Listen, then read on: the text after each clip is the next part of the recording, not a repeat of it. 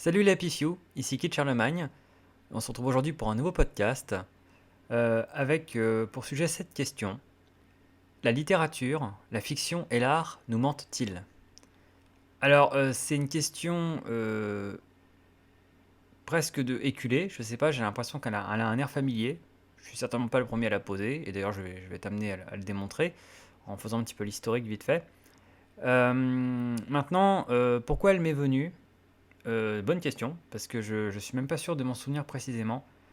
Euh, c'est une question qui à la base en fait aurait entre guillemets tout pour m'énerver, parce que c'est une question qui sous-entendrait peut-être que oui, que ça nous ment. Et comme j'aime pas trop les sous-entendus derrière cette question, normalement c'est une question qui m'énerverait. Je verrais bien qu'on me pose, mais que je ne poserais pas moi-même à la base, parce que entre guillemets j'ai ma réponse sur le sujet et je connais la réponse, enfin et ma réponse et la réponse de ceux que j'admire, que j'ai lus, voilà, qui m'ont inspiré. Et si je voulais pousser un petit peu la posture loin, exprès, involontairement, c'est purement rhétorique, mais je pourrais presque dire que la question est sacrilège quasiment. La question est quasiment sacrilège ou blasphématoire sur un plan artistique. Donc voilà.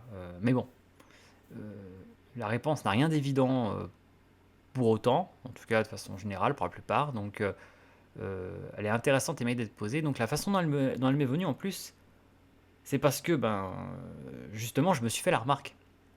Et ça m'est arrivé, vous voyez comme quoi, ça m'est arrivé à moi aussi de m'exclamer la fiction nous ment. Non pas tant l'art, je suis pas allé jusque-là, mais là, la fiction nous ment. Et quelquefois la littérature nous ment. Donc même moi, ça m'est arrivé de me le dire. Maintenant, en précision tout de suite, qui va un petit peu donner un premier aperçu, un premier éclairage de réponse sur ce que je vais dire, hein, ce n'est qu'un aperçu, mais je me suis exclamé ainsi devant de la mauvaise fiction, devant de la mauvaise littérature. Où effectivement, là, ma réaction a été de me dire, ok, là, on nous prend pour des cons, là, on nous ment. Donc voilà, donc il y avait généralement en fait un lien entre le surgissement de cette question, ou de cette remarque, et le fait que j'étais face à une œuvre que je trouvais médiocre, ou entre guillemets populaire au sens négatif du terme, et que c'était précisément en fait le fait que cette œuvre inspirait cette remarque, que ça lui conférait en fait sa médiocrité. Si je me fais cette remarque, c'est que c'est raté. C'est que là, ça tombe à côté, c'est mauvais. Mais la question se pose pour autant. La littérature, la fiction et l'art nous mentent-ils? euh, Donc c'est une très vieille accusation. En tout cas, c'est une très vieille question, plutôt. Très vieille question. Et donc aussi bien qui se pose aujourd'hui, bien sûr, hein, même encore il y a quelques temps, je crois, en zappant à la télé, en tombant sur la grande librairie, je voyais François Bunel poser la question à ses invités, voilà. Et puis le pire, c'est que ces invités, écrivains, hein, écrivains de leur état, hein, soi-disant, hein, étaient tous là en chœur pour dire mais bien sûr ça nous ment. Alors évidemment ils défendaient le mensonge, hein, ils disaient que c'était pour autant un beau mensonge, que c'était bien, que c'était pour la bonne cause, que c'était passionnant, etc. Mais voilà, partait plutôt du côté mensonge. Voilà, je trouve ça hallucinant. C'est des écrivains qui défendent la littérature, la fiction et l'art comme du mensonge. Voilà, pour moi, c'est comme si un scientifique venait et disait que ce qu'il raconte, c'est des bobards. Voilà, c'est un petit peu bizarre, mais enfin bon, je vais m'expliquer un petit peu, parce que certains diront, je suis pas d'accord, ou c'est bizarre, ou tu pars à contre-courant de ce qui a été dit, c'est pas ce que la tradition littéraire ou artistique dit. Oui et non, on va voir ça, on va faire un petit peu des nuances, comme d'hab, on va un peu, voilà, aller dans les subtilités, hein. C'est ça les sciences humaines. Euh, donc oui, très vieille question. Alors, c'est un très très vieux procès, hein. Très très très vieux procès, hein. Et à chaque fois qu'on dit que quelque chose est vieux, et à chaque fois on dit que c'est quasiment depuis toujours, vers qui on se tourne, chez qui ça commence, chez les Grecs, hein. Et chez les Grecs, en gros, deux figures stars, soit on va dans la poésie et on va chez Homère, l'Iliade, Odyssée, soit on va chez Platon dans la philosophie. Alors comme l'Iliade et l'Odyssée sont de la poésie, évidemment, c'est pas tant là en fait, hein, qu'il va y avoir les accusations de mensonges qui vont apparaître. Mais en revanche, euh, Platon, hein, voilà évidemment, parce que Platon en philosophie est un des premiers voilà, dans l'histoire des idées à s'en être pris à la fiction, à la littérature, donc on peut comprendre la poésie plutôt à l'époque, et à l'art, en les désignant comme mensonges. Voilà. Et donc en accusant en partie Homère, pourtant qui était vénéré à l'époque, que tous les Grecs connaissaient par cœur, hein, c'était leur Bible. Euh, mais voilà, dans des passages très fameux, hein, ça fait partie des aspects les plus connus de son œuvre et de sa pensée, Platon, pourtant idéaliste, hein, voilà, idéaliste Platon, qui n'est pas Aristote, hein, qui est présenté plus comme un matérialiste ou quelqu'un de plus concret, etc. Euh, Platon, dans des passages connus, dont certains voilà, on va dire que ça parcourt beaucoup de dialogues de Platon, hein, c'est très présent parce que ça se mêle plus ou moins à tout le discours contre les sophistes, tout le discours contre les ruses du langage, contre les artifices du langage, etc., vous voyez, qui sont déjà une forme de fiction, en quelque sorte, hein, de mensonge, donc on voit déjà un petit peu les bêtes noires de Platon, qui recherchent un peu la vérité, hein, qui croyaient en les idées, hein, donc la beauté avec un grand B, la vérité avec un grand V, etc. Mais là, en fait, où les accusations sont les plus frontales contre le mensonge de la fiction et de la poésie et de l'art, eh bien, c'est dans La République. Carrément le grand texte, entre guillemets, de programme politique de Platon, même si certains pourraient contester cet aspect de programme politique. Mais en tout cas, parce qu'à la base, c'est plutôt en fait un texte sur la justice, hein, La République. Qu'est-ce qu'une cité juste, hein. Donc évidemment, ça revient un petit peu à ériger la cité idéale, mais en fait, à la base, c'est plutôt questionner ce que serait que la cité juste. Et, euh, et donc, voilà, bon, bref, hein, c'est un des dialogues les plus longs, donc il ne s'agit pas de le résumer ici, d'en faire un résumé détaillé. Mais dans La République de Platon, Socrate, hein, voilà, hein, Platon à travers Socrate, s'en prend aux poètes, hein, s'en prend à la fiction, à la littérature, en les désignant comme mensonges, et en fait les considère comme parmi ceux qui sont coupables des images, des illusions que l'on voit en fait, des ombres, hein, que l'on voit danser sur les murs de la caverne, la fameuse caverne de Platon, hein. Les gens sont dans la caverne, dans l'obscurité, et en fait il y a un flambeau qui projette des images qui sont factices, hein, sur le mur, hein, des ombres, qui sont en fait les faux semblants, les fausses idées, et le véritable ciel des idées, il est dehors, en fait, hors de la caverne, et donc voilà, on a la vraie lumière, hein, la lumière du soleil, hein, la lumière des idées. Euh, et donc voilà, les poètes, eux, c'est ceux qui font danser des ombres sur le mur grâce aux flammes, hein. Donc c'est très joli, ça fascine tout le monde est hypnotisé par ça, mais ce n'est pas la réalité, hein. Voilà, donc ça fait des petits, hein, parce que vous voyez, on avance dans le temps, c'est très connu, hein, les liens entre cette idée-là et puis Matrix, hein, voilà, en 1999, enfin, vous voyez, on est 2000 ans plus tard, même 2500 ans plus tard, quasiment, dans la création humaine. Et on a le cinéma et on a Matrix, hein. Voilà, donc on a la pop culture, quasiment dans la geekitude, hein, dans la naissance d'un cinéma 2.0, hein, de notre ère moderne, etc., qui intègre, les premiers à intégrer les codes du numérique et voilà, du geek, on va dire, dans la fiction audiovisuelle. Et on retrouve cette idée, hein. Les gens dans la matrice sont des gens qui sont dans la caverne en train de regarder danser les images. C'est pas vrai tout ça, c'est du faux semblant, c'est factice. Et la vérité est dehors. Allez, voilà, donc on retrouve un petit peu cette idée-là toujours. Donc c'est une métaphore très très forte, une image très très forte qui a fait des petits. Euh, et donc qui s'en prend directement en fait à la poésie et à l'art, hein. Donc vous voyez, c'est bien avant l'arrivée du scientisme, de la science, de cette dictature en fait comme ça de la science exacte. Déjà à l'époque, c'était la philosophie qui prenait en charge bien en fait la rationalité et la notion de vérité, et qui en expulsait l'art, la littérature, la fiction, considérant que c'était des beaux mensonges, mais que c'était des mensonges, et que du coup c'était corrupteur en quelque sorte. Ça corrompait les esprits, l'imagination, ça, euh, ça implantait des fausses idées dans la tête des gens. Et donc rien ne valait la philosophie, et qu'évidemment, dans une cité juste, une cité idéale, eh bien, les philosophes devraient régner, hein, une aristocratie régnante, une aristocratie intellectuelle, et qu'il faudrait chasser les poètes de la cité, parce que voilà, ils répandent des mensonges. Donc voilà, vous voyez, très vieille idée, hein, quand même, hein, corroborée par Platon, qui est pourtant censé être un idéaliste, hein, vous voyez, mais comme quoi déjà, il y avait un petit divorce entre la philosophie et la littérature, la poésie, l'art. Et donc ça a continué, ça a fait des petits, hein, voilà, donc on pourrait passer par plein d'autres exemples, hein, par la suite. Même si voilà, cette idée a plus ou moins reculé ou avancé selon les époques. Et, euh, et donc, l'autre grand exemple, hein, l'exemple suivant dans la chronologie, l'exemple canonique de cette critique de l'art, de la fiction, de la littérature comme éventuellement menteuse, eh bien, c'est Don Quichotte, évidemment. Don Quixote, hein, voilà, de Cervantes, Miguel Cervantes, le grand classique espagnol, euh, et qui vraiment de front s'attaque au mensonge de la fiction, a priori. Puisque bon, c'est devenu un mythe, hein, un topos, hein, là aussi, hein, c'est tellement culte, tellement classique que même quand on ne l'a pas lu, on connaît.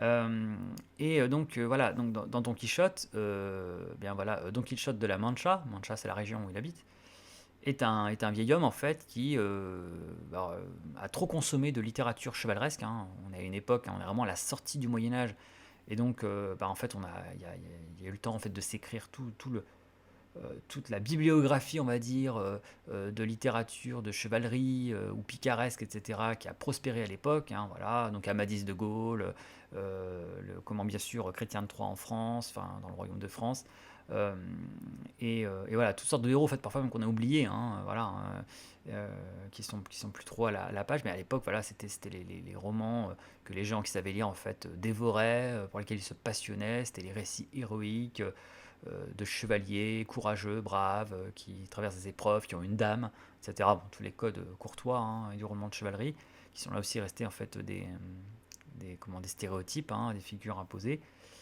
Et voilà, et donc Don Quichotte, bon, voilà, a trop consommé de ces romans, et en fait, du coup, veut devenir à son tour un chevalier. C'est-à-dire que voilà, toutes ces choses qu'il a admirées, qu'il a rêvées dans les romans, eh bien, il se met à y croire, et en tout cas, à tellement vouloir les vivre, que il veut en quelque sorte plier la réalité à ses désirs et à ses rêves. Et surtout, il finit par croire vraiment que la réalité est à l'image de ce qu'il a lu, et que du coup, à son tour, il peut devenir un héros, le héros des romans qu'il a lus, il va à son tour le devenir dans la réalité. Donc il y a une confusion totale entre réalité et fiction, resté bien connu, un syndrome de Don Quichotte, hein, quasiment devenu un syndrome, comme il y a un syndrome de Peter Pan, hein, de ne pas vouloir grandir, quoi, etc. Et donc il part à l'aventure, et donc on sait que le ressort comique de Don Quichotte, c'est que bon, il est en plein délire en fait, hein, voilà. Lui, dans sa tête, il vit des aventures incroyables, et en fait, c'est la loose. Il se blesse, il se fait mal, il s'attire des ennuis, il croit aider en fait, il fout la merde, il veut se trouver une dame, hein, une magnifique dame, et du coup, évidemment, il est vieux, il est laid, son cheval Rocinante est un cheval complètement sur le point de mourir, famélique, complètement vieux, etc. Donc bon, il ressemble, voilà, c'est le chevalier à la triste figure, hein, voilà, donc il ressemble pas à grand chose, il est très loin du modèle de chevalier qu'il se représente, beau, etc., bien de sa personne. Donc il y a déjà tout ce ressort comique en fait, même dans son apparence physique, hein, il est à l'opposé du modèle euh, dont il s'inspire. Son écuyer, son compagnon qui va être Sancho Panza, le fameux Sancho Panza, hein, voilà, qui est un homme petit, gros, et puis un peu moqueur, quoi, hein, qui pense qu'à manger et qui se moque des illusions de Don Quichotte, du maître. Et donc la fameuse voilà, dame, hein, qu'il veut se trouver, pareil, déception totale. Enfin, pas déception pour lui, attention, hein, mais décalage de réalité, puisque voilà, lui il cherche non, une belle et noble dame qui a plein de qualités, qui est ravissante, qui mérite qu'on se batte pour elle, qu'on la rende fière par des hauts faits d'armes. Et bon, lui, tout ce qu'il trouve, c'est une plouque, hein, vraiment, c'est une pouilleuse, hein, limite très moche, qui a plus de dents, complètement teubée, dans un village du Toboso. Elle s'appelle Aldonza de son vrai prénom, hein, mais lui va l'appeler Dulcinée, hein, voilà, donc d'où le terme qui est resté fameux, un Dulcinée du Toboso, avoir sa Dulcinée. Et voilà, et donc il y a une ironie dans le terme Dulcinée, hein, voilà, du coup, depuis, hein, parce que bon, Dulcinée, c'est une façon aussi de dire qu'en gros, c'est une femme idéalisée, hein. Quand on dit votre Dulcinée, on désigne plaisamment une femme que vous aimez, soit, mais si on connaît ces classiques, il s'ajoute à cette connotation un petit peu tendre quelque chose d'un peu plus malicieux, ironique, qui veut dire t'as dulciné au sens où elle est belle pour toi, elle est passionnante pour toi, c'est la meilleure pour toi, mais nous, on n'est pas dupes et elle n'a pas, elle a pas beaucoup de qualité, elle n'a pas grand intérêt. C'est une dulcinée, c'est une illusion. Voilà. Donc, bon, tout ça, c'est connu. Et donc, voilà, c'est vrai que bon, c'est une œuvre de fiction qui, a priori, apparaît dans la modernité comme enfin, la grande œuvre qui critique le mensonge que représente la littérature. Non seulement la littérature, en fait, nous ment, mais en plus, elle nous monte à la tête, ce mensonge nous monte à la tête, nous trompe, nous dupe, nous déforme notre vision de la réalité. et bah, nous fait faire des conneries, hein, nous pousse à des imprudences ou à nous prendre pour le héros qu'on n'est pas, à voir des belles femmes nobles, des héroïnes dans des femmes qui sont juste nulles, médiocres, etc. Oui, en plus, ça, on voit bien un petit peu, hein, par des choses qu'on peut peut-être repérer dans la réalité aujourd'hui, hein, ça peut-être parfois on idéalise un peu les choses, on les embellit parce que on est intoxiqué de fiction, hein, qui déformerait notre regard sur la réalité, nous ferait idéaliser les choses un petit peu, et donc nous induirait en erreur. Alors, vous voyez, là encore, on parlait de Matrix pour la caverne de Platon, le Don Quichotte, on a là aussi en fait un mythe moderne, pas tant un mythe, mais en tout cas une histoire moderne qui est exactement la retranscription de Don Quichotte dans le monde contemporain, c'est Kick-Ass. Hein, le comics Kick-Ass, et qui est adapté bien sûr en film en 2010, et puis qui a une suite ensuite en 2013, Kick-Ass 2, mais Kick-Ass, c'est du Don Quichotte des temps modernes.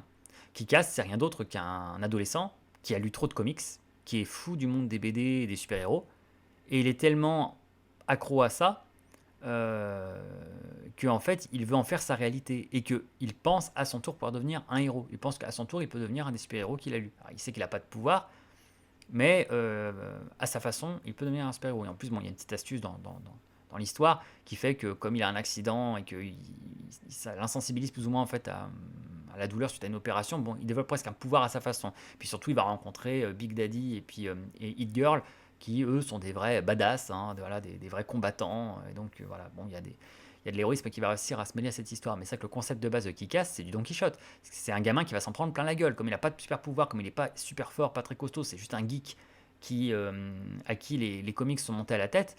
Il se lance comme Don Quichotte contre les moulins à vent. Hein, vous voyez, un Don Quichotte qui prend les moulins à vent pour des géants. Il est complètement plein délire. Hein, lui, Sancho Panza voit des moulins, mais Don Quichotte lui croit que c'est des géants avec des énormes bras qui tournent, etc., qu'il faut les attaquer parce qu'ils terrorisent le village. Donc il est dans complètement, il se fait un délire total. Puis évidemment, il finit suspendu sur les ailes du moulin. Voilà, on connaît l'histoire, l'humiliation, tout ça. Et là, c'est pareil pour Kick-Ass. Hein. Lui, il se prend pour un héros, etc., un justicier, puis résultat, il s'en prend plein la gueule avec des gens plus forts que lui, il se met en danger. S'il n'avait pas le secours de Big Daddy et de Hit Girl qui savent un peu ce qu'ils font, il aurait très mal fini. Il serait sans doute fait tuer tout bêtement, hein, au coin d'une ruelle. Voilà, donc on retrouve un petit peu comme ça cet effet quichotesque, hein, d'un rêveur plein de bonnes intentions qui veut vivre son roman de chevalerie ou son roman de super-héros et qui se heurte au réel et du coup qui a été dupé. Donc voilà, donc, encore une fois, bon, la fiction est accusée, hein, voilà, de, de nous faire aller dans le mur. Dernier grand procès, alors en plus de Kick-Ass, hein, de Matrix, qui sont des réadaptations en fait, modernes de ce procès de la fiction, mais une des dernières grandes, dans l'histoire de la littérature, grande accusation de la fiction, bien sûr, hein, les plus connues, c'est Madame Bovary de Flaubert. Alors, il y a une filiation, puisque Flaubert, il disait que Don Quichotte était un de ses romans, un des romans les plus importants de sa vie. Donc, que Don Quichotte, il y avait tout dans Don Quichotte, quoi. Don Quichotte, c'est une des références absolues de Flaubert. Donc, c'est quand même intéressant, c'est important, parce que quand on sait que c'est un écrivain qui a passé son temps à se montrer si cruel envers les illusions des autres, donc du coup indirectement envers ses propres illusions, à faire toujours le procès comme ça de là aussi en fait des idéaux, des rêves, de l'idéal de soi, de la fiction, c'est intéressant que lui, sa grande référence, ça a été Don Quichotte, et qu'il s'identifie en partie à ce personnage. Donc voilà, il y a une filiation directe dans la littérature de Flaubert avec le quichotisme, parce qu'en fait, tous les personnages de Flaubert quasiment sont quichotesques, sont délirants. Si on va à rebours dans sa carrière, Bouvard et Pécuchet, le roman qu'il n'a pas eu le temps de finir, de corriger, qui est un peu inachevé, mais on a quand même l'essentiel qui va avec le dictionnaire des idées reçues. Bouvard et Pécuchet de Flaubert, qui a mourir de rire, hein, qui est l'histoire de deux mecs en fait qui héritent en fait, voilà, qui n'ont plus besoin de travailler et qui se sont toujours pris pour des intellectuels. C'est deux gars qui sont bêtes comme tout, c'est des voilà, de vulgaires fonctionnaires entre guillemets. Hein. No offense pour les fonctionnaires, hein, j'insulte pas ce métier pour vous dire que voilà, c'est un peu le stéréotype comme ça de la personne employé de bureau comme ça, voilà, qui se prend pour quelqu'un de cultivé parce qu'il a lu deux trois bouquins et puis surtout parce ils ont une curiosité sincère pour les choses, mais ils ont clairement pas l'intelligence qui suit derrière et les bonnes intuitions. Et donc c'est ces deux gars qui vont vouloir en fait s'isoler, vivre tous les deux, hein, comme deux copains en coloc un peu, et se spécialiser en fait dans des domaines. Et donc le livre en fait c'est une succession en fait de domaines auxquels ils vont s'attaquer. Et à chaque fois, ça finit en catastrophe. Parce que comme ils passent à côté du sujet, comme ils comprennent rien, comme ils interprètent mal tout ce qu'ils lisent, comme ils ingèrent très mal la science dont ils s'abreuvent, eh bien, ils font des conneries. hein, ça peut tourner à la catastrophe. Donc il s'attaque à la science, il s'attaque à l'histoire, il s'attaque à l'éducation, il s'attaque à l'amour. Bref, il s'attaque à plein de sujets comme ça qui les dépassent complètement. Et c'est une espèce de suite de sketch, hein. Chaque chapitre comme ça se consacre à un aspect. Ok. Et voilà, donc eux, c'est un peu des Don Quichotte de la connaissance ou du savoir, Bouvard et Pécuchet, hein. Ils se croient armés, être des chevaliers, hein, parce qu'ils ont lu, et en fait, ils se font duper, vous voyez, pour le coup, par la science, hein. Vous voyez, donc la fiction, elle est en eux. L'éducation sentimentale, hein, qui est le livre précédent, euh, ce fameux roman, pareil, c'est du quichotisme, hein, parce qu'on a affaire à une bande de jeunes, hein, c'est un peu l'anti-Friends, hein, c'est Friends, hein, c'est une bande de jeunes qui sont pleins d'espoir, plein de rêves et plein d'illusions, parce qu'ils se prennent là aussi pour meilleurs qu'ils ne sont. C'est tragique, hein, mais ça parle à plein de monde, mais c'est vrai qu'ils sont persuadés d'être spéciaux, d'être particuliers, d'être les futurs grands écrivains, les futurs grands peintres. Ils se prennent tous pour des grands artistes, pour des gens qui vont réussir. Le problème, c'est que soit ils ont tous un poil dans la main, ce sont des procrastinateurs et des paresseux, soit ils n'ont aucun talent réel, soit voilà, c'est soit en fait le manque de talent, soit le manque de travail qui finalement les maintient dans une médiocrité totale et ils vont tous échouer. Personne va réussir, tout le monde va mal finir en quelque sorte, hein. C'est une espèce de grande histoire de la lose, hein. C'est une histoire de loser, hein. L'éducation sentimentale, c'est très cruel, hein. Et en même temps passionnant parce que c'est aussi une grande histoire d'amour, hein, voilà, hein. C'est peut-être la seule grande réussite de Frédéric, son amour pour Madame Arnoux, encore que la relation, elle, en revanche, est une catastrophe. Euh, et voilà, c'est vraiment une histoire de la loose. Et donc là, on retrouve du quichotisme en fait, hein. C'est les gens qui se prennent pour meilleurs qu'ils ne le sont, qui s'idéalisent qui s'héroïsent. Et en fait, ben, la réalité ne suit pas. Donc pareil, ils ont été intoxiqués par leur lecture, par leurs influences, etc. Ils ont pris les choses de travers. Et donc la fiction, la littérature, l'art les ont trompés. Euh, et donc, bah, il y a Madame Bovary. Madame Bovary, bah, c'est exactement ça aussi, hein. D'ailleurs, bon, ça a donné le terme bovarisme, hein, on bovarise. Et c'est un terme qui est synonyme de quichotisme moderne en fait, hein. C'est du quichotisme conjugal en quelque sorte, hein. Quand on bovarise, c'est qu'on rêve d'une autre vie, d'une vie meilleure, voilà, et généralement en fait d'une vie qui est ben, voilà, comme Emma, hein, dans le roman, qui est autre chose que cette vie de province ennuyeuse avec un mari médecin un peu chiant, Charles Bovary, voilà, qui est un homme très ennuyeux, très plat. Et elle, en fait, elle a tellement lu de romans, elle a tellement rêvé pendant ses années de formation au couvent, loin du monde, elle a tellement rêvé de princes charmants, de grandes histoires d'amour romantiques, elle rêve de grandes vies parisiennes, d'être la reine du bal, etc. Voilà. Bon, évidemment, c'est à l'opposé de la vie qu'elle est en train de vivre. Du coup, elle a une énorme blessure narcissique parce qu'elle se trouve médiocre, elle a un recul sur son existence, elle trouve ça médiocre, lamentable, elle a presque honte. Et évidemment, elle vise autre chose. Et donc, bah, comme Don Quichotte, là aussi, elle va se lancer à l'assaut de la vie en espérant vivre des grandes aventures romantiques et en espérant devenir la reine du bal. Le problème, c'est que là aussi, comme il y a une déformation de la réalité, comme elle est un peu crédule, eh bien, elle va tomber sur des gens sans scrupules, comme Don Quichotte, qui vont exploiter sa naïveté,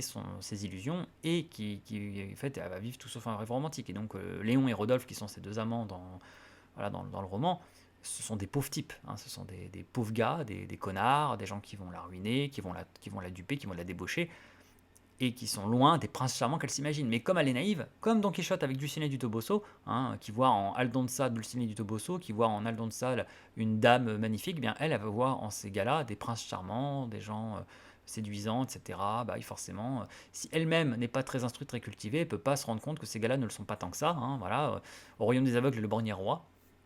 Et voilà, donc là aussi, Emma Bovary, une grande victime de la littérature, de la fiction, de l'art. Alors, ce qui est troublant avec Don Quichotte et Cervantes, avec Flaubert et Madame Bovary, c'est que là, c'est plus un philosophe et la science qui disent attention, l'art, la littérature, la fiction nous mentent. C'est les artistes eux-mêmes, c'est la littérature elle-même, la fiction elle-même.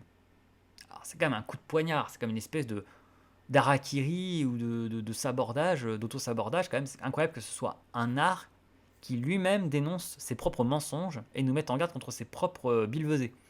Oui, je sais que vous n'avez pas entendu peut-être billevesée depuis très longtemps, et moi j'ai pas prononcé depuis très longtemps, peut-être même jamais, hein. Voilà, c'est venu comme ça, c'est comme ma poudre de perlimpinpin, hein. Ça, c'est des choses, c'est des fulgurances comme ça. C'est comme ça qu'on gagne présidentiel, vous savez, hein. Je pense que je finirai président grâce à billevesée, hein. Quoique un président qui raconte des billevesées, voilà.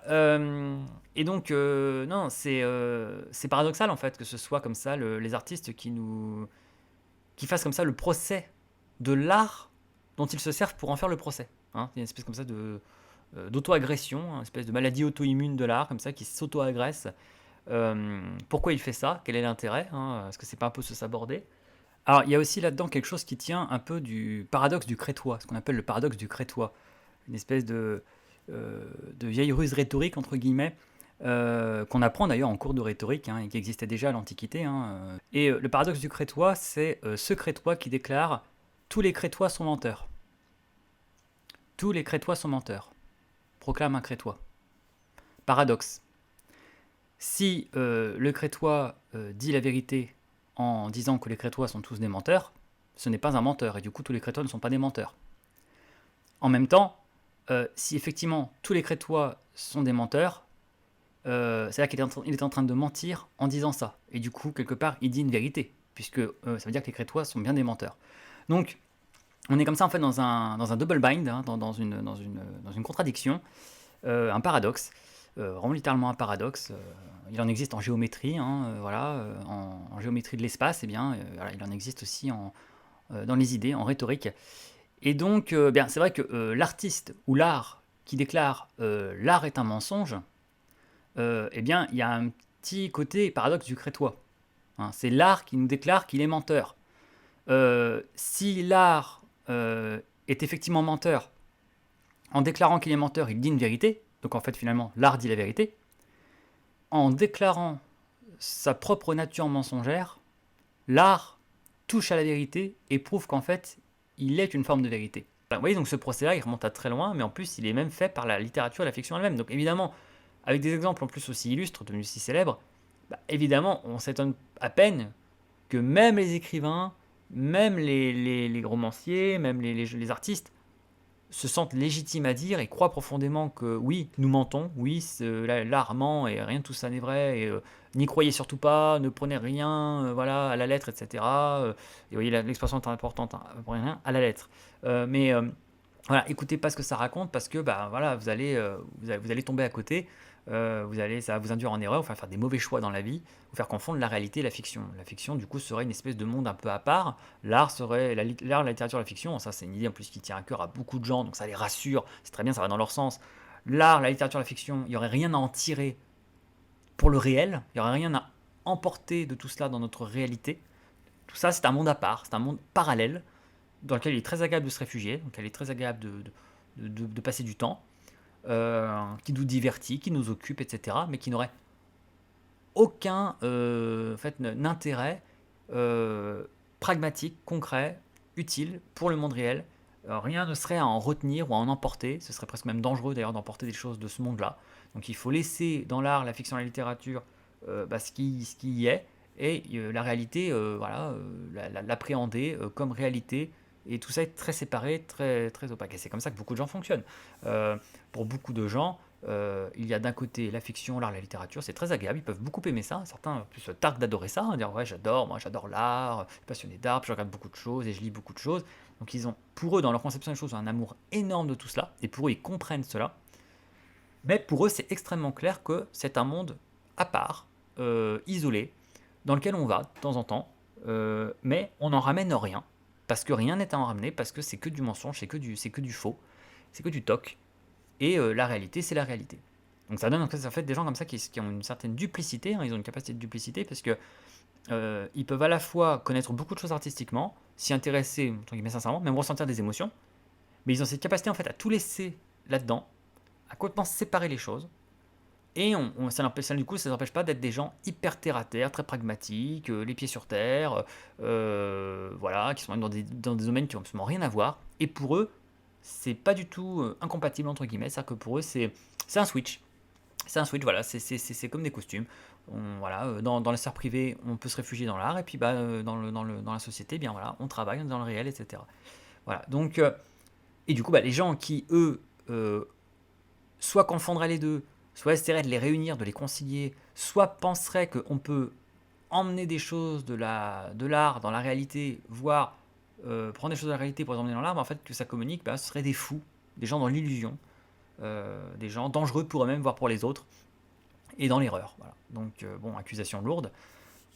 Et donc la question, c'est qu'en est-il? Donc c'est là que j'en viens, vous voyez, après cette première demi-heure, cette grande demi-heure d'introduction, je reviens à la question. Du coup, est-ce que c'est vrai? Est-ce que la littérature, la fiction et l'art nous mentent? Oui ou non? est-ce qu'on peut trancher cette question? Alors, donc, passer après Platon, Flaubert, Cervantes et bien d'autres, bon, bah, compliqué évidemment dans ces conditions-là. Autant dire qu'on se dit, oh, bah, c'est bon, c'est plié, c'est fait, les maîtres ont parlé, qu'est-ce que tu veux ajouter à ça? Si eux-mêmes l'ont dit, etc.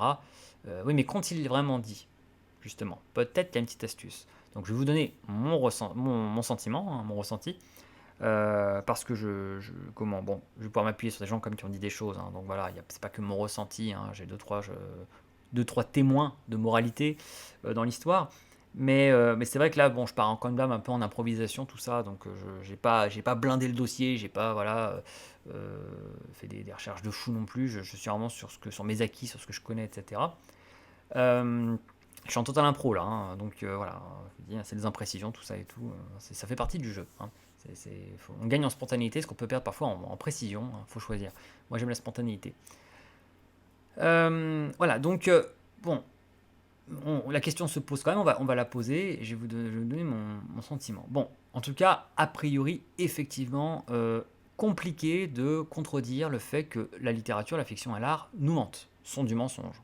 Parce que rien que dans le terme fiction, hein, la fiction renvoie en fait à la notion, dans l'étymologie, en fait, de broder quelque chose. On brode, hein, on coud, hein, c'est cousu de fil blanc, c'est composé.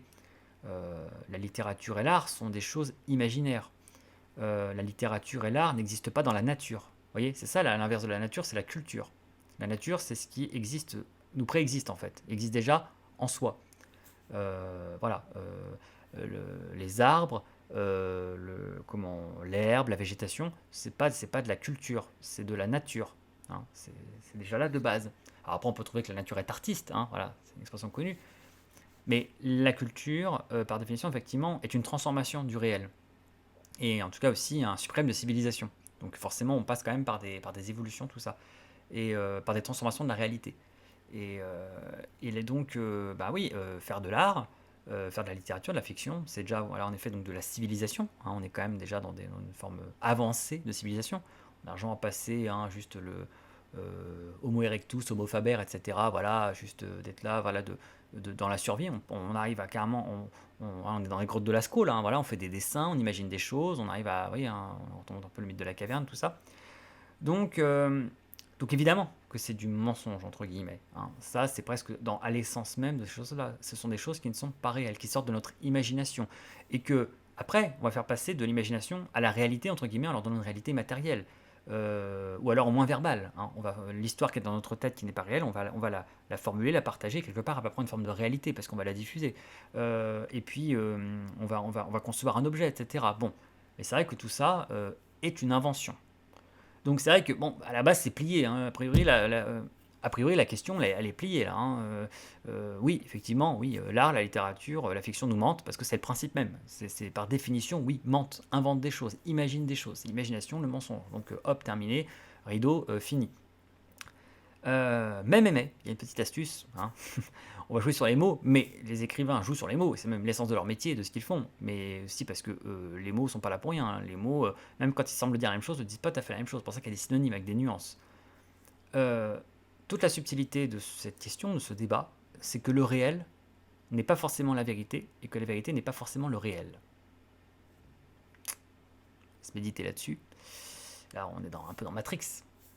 Euh, alors, certains diraient, bah non, le réel est la vérité, et la vérité c'est réel. C'est pour ça que c'est la vérité, c'est pour ça que c'est le réel. Alors, peut-être en science, je ne sais pas. Peut-être en effet, encore une fois, dans Matrix, le monde réel est la vérité, et le monde de la matrice, qui n'est pas réel, n'est pas la vérité, hein. Donc, bon, effectivement, hein, vu comme ça, il n'y a pas, comment, y a pas à tergiverser. Mais dans le monde plus, on va dire, artistique, intellectuel, voire philosophique, hein, éventuellement, le réel et la vérité, c'est pas tout à fait la même chose. Euh, le réel, c'est le factuel. Le réel, c'est ce qui est en fait visible quasiment en fait à l'œil nu dans la réalité. C'est ce qui est concret, objectif, entre guillemets indiscutable. Je parlais tout à l'heure de la nature. La nature est réelle, fait partie du réel, et un réel si solide qu'en fait, elle existerait même sans nous. Si on meurt, la nature est toujours là. Si l'humanité disparaissait, la nature est tellement réelle que même s'il n'y avait plus de conscience pour l'observer, hein, ça c'est quand même important parce que du coup il n'y aurait plus de conscience pour l'observer, la nature serait là, mais qui serait là pour la décrire, la trouver belle, etc. Bon, donc, mais c'est vrai que voilà, donc il y a un réel dans la vie. Il y a la notion de réel, d'ailleurs qui est très important parce que c'est aussi ça qui nous évite de devenir taré. On sait faire la différence entre le réel et le rêve, par exemple, entre le sommeil et la réalité, le temps d'éveil. Voilà, donc cette notion de réel, elle est très importante et elle peut être à la source de psychose, hein. Si on commence à perdre la notion de réel, euh, c'est la définition de la psychose au passage, hein. Chez Freud, hein, la névrose, c'est le conflit du moi avec la conscience. Voilà, et donc en fait avec les pulsions, voilà, avec vos pulsions plutôt. Vous avez des névroses, vous avez des conflits avec vos pulsions, et du coup votre moi va combattre ces pulsions, va les refouler, va créer et la névrose va naître de ce refoulement. Il faut que le refoulement s'exprime quelque part, comme on a refoulé quelque chose, il faut que ça ressorte, et ça crée de la névrose. Alors que la psychose, c'est un conflit du moi avec le réel. Et donc le moi en conflit avec le réel va développer la psychose pour échapper au réel. C'est pour ça que du coup que voilà, les psychotiques sont des gens qui ont des hallucinations, qui imaginent des choses qui ne sont pas vraies. Parce que du coup en fait ils contournent le réel par la psychose, hein, voilà, parce qu'ils ont un conflit avec la réalité. Bon, alors, on fait au passage des petites notions de psychanalyse, de psychologie. Et donc voilà, le réel est une notion très importante. C'est comme ça qu'on perd pas pied. C'est pour ça aussi que dans Inception, c'est très important en fait la question de la toupie. Vous savez, hein, ils ont tous un totem qui leur permet de vérifier tout le temps s'ils rêvent ou pas. Parce qu'à la fin, ça va devenir fou. Ils savent plus s'ils sont dans un rêve ou dans un rêve qui est dans un rêve, et ainsi de suite, et ils savent plus s'ils sont dans la réalité. Et alors, seul moyen de savoir s'ils sont réveillés, de reprendre pied, c'est d'avoir ce totem qui leur permet toujours d'avoir un référent. Ce que dans Lost, hein, la série Lost, pour le coup, on appelle la constante. Hein, dans Lost, ils ont des voyages en fait dans le temps, comme ça, dans la saison 5, ils n'arrêtent pas de voyager dans le temps, ils sont perdus. Ils savent plus en quelle année ils sont, l'époque n'arrête pas de changer, du coup, ils perdent la notion du réel. Et Daniel Faraday, un des personnages, en fait, leur explique que du coup, il faut qu'ils aient une constante. C'est-à-dire un point de référence dans la réalité qui leur permet voilà, d'avoir un point de repère et de ne pas perdre pied et de ne pas du coup développer la maladie du temps en fait et du coup de mourir, etc. Donc le réel est une notion extrêmement importante. On a toujours besoin de la référence du réel en fait. Quasiment l'imagination, la fiction n'ont d'intérêt et n'ont de sens que parce qu'on a un réel de référence. On se réfère à un réel plus ou moins décevant, qui nous plaît plus ou moins, et grâce à ça en fait la fiction prend toute sa valeur. Si on n'a plus de réel, on ne peut plus distinguer la fiction du réel, et en fait, du coup, laquelle est fiction, laquelle est réalité, bref, tout ça perd son sens. Donc on a toujours un référent de réalité qui est important à ne pas perdre de vue. Et donc, si on a le référent de la réalité, encore une fois, du coup, ça veut dire que ce qui n'est pas la réalité est mensonge, et non-réalité est irréel. Ce qui est vrai, encore une fois. Le fait est que le monde de la fiction n'est pas un monde réel.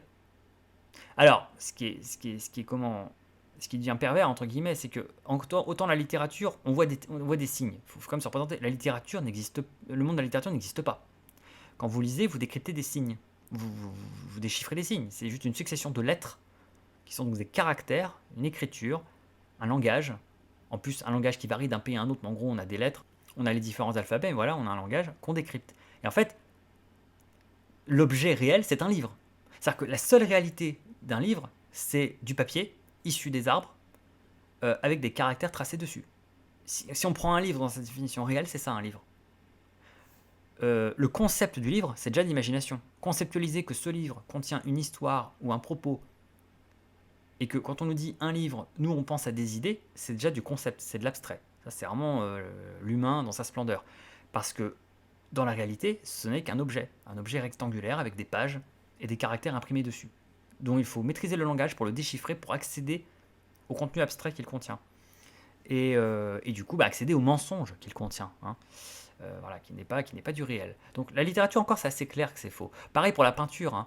La peinture, c'est assez clair à peu près que c'est faux. Encore que à l'Antiquité, c'était très apprécié que la peinture imite le réel. Hein. Il y a la fameuse mimesis, hein, la notion de mimesis chère à Aristote, hein, théorisée en partie par Aristote, et qui pensait justement que notre plaisir en contemplant une peinture était le plaisir de la mimesis. C'est-à-dire que mon plaisir est issu du fait que la peinture défie la réalité, essaie de l'imiter, et cette imitation est tellement bien faite, je l'admire tellement, c'est tellement bluffant, que mon plaisir vient de là.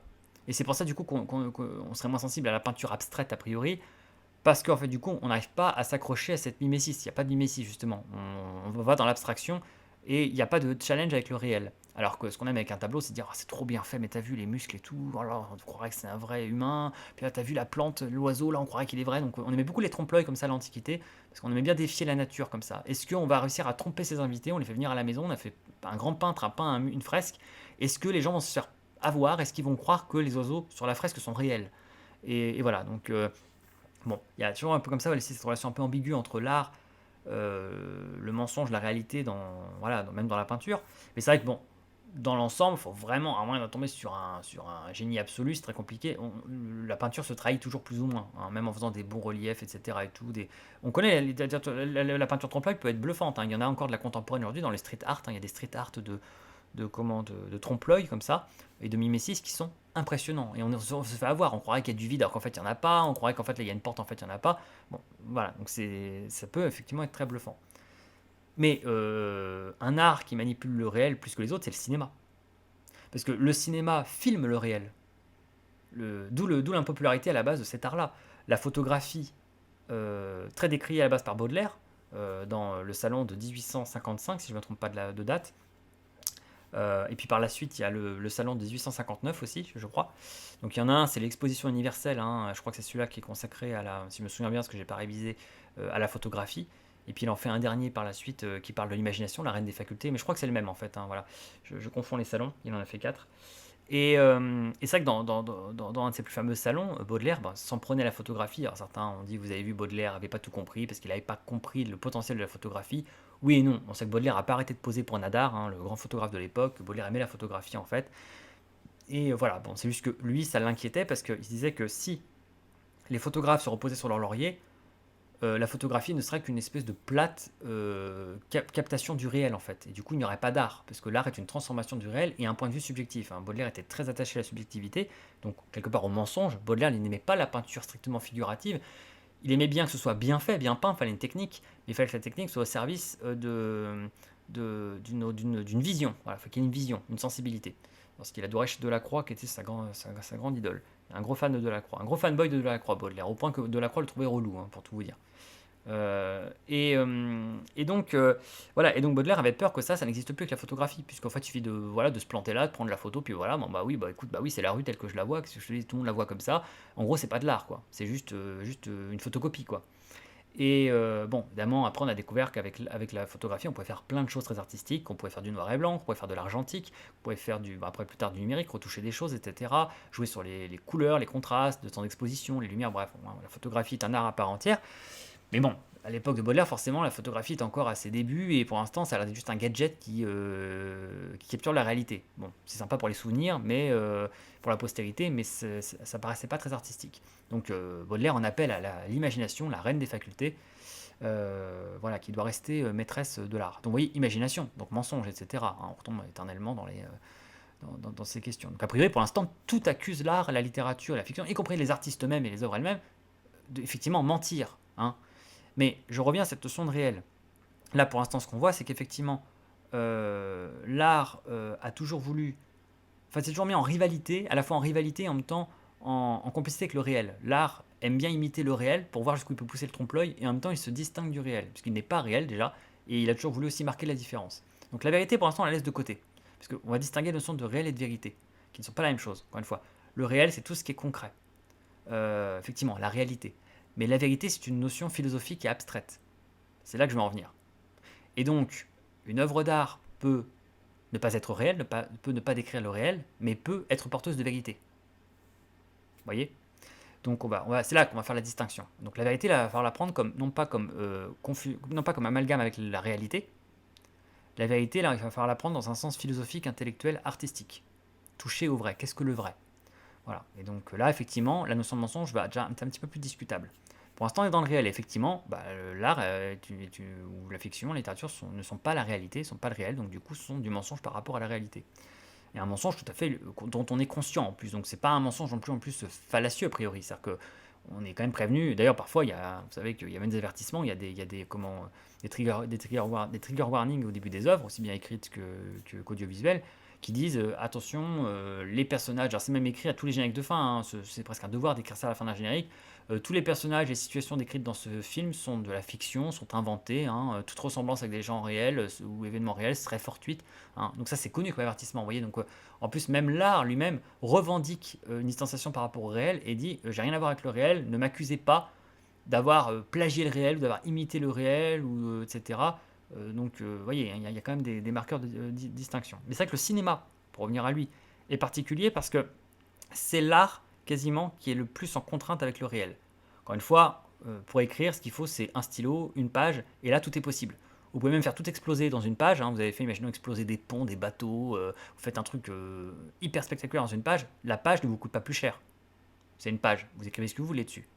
Si vous écrivez un scénario et que l'idée est de réaliser la page, vous devez penser au budget. Parce que c'est pas tout d'écrire ça. Il va falloir le mettre à l'écran. Et pour le mettre à l'écran, il va falloir du vrai feu, des vraies explosions. Et là, tout d'un coup, votre page, elle vaut 1 million de dollars.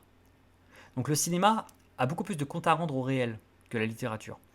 La littérature peut tout se permettre, parce que c'est que des caractères, des signes sur du papier. Donc il y a une espèce de no limit de la littérature. Limite is just the imagination, quoi, en fait, hein. Voilà, la limite c'est l'imagination. Et un peu pareil pour la peinture, hein, pour des choses comme ça qui ont finalement les moyens concrets pour hein, la techné, hein, ce qu'on appelle la techné, hein, la technique, pour pratiquer l'art, hein, la praxis, ne sont pas onéreux, ne coûtent pas plus cher quoi qu'on représente. En peinture, que vous représentiez une nature morte ou que vous représentiez le radeau de la Méduse, la limite c'est votre talent.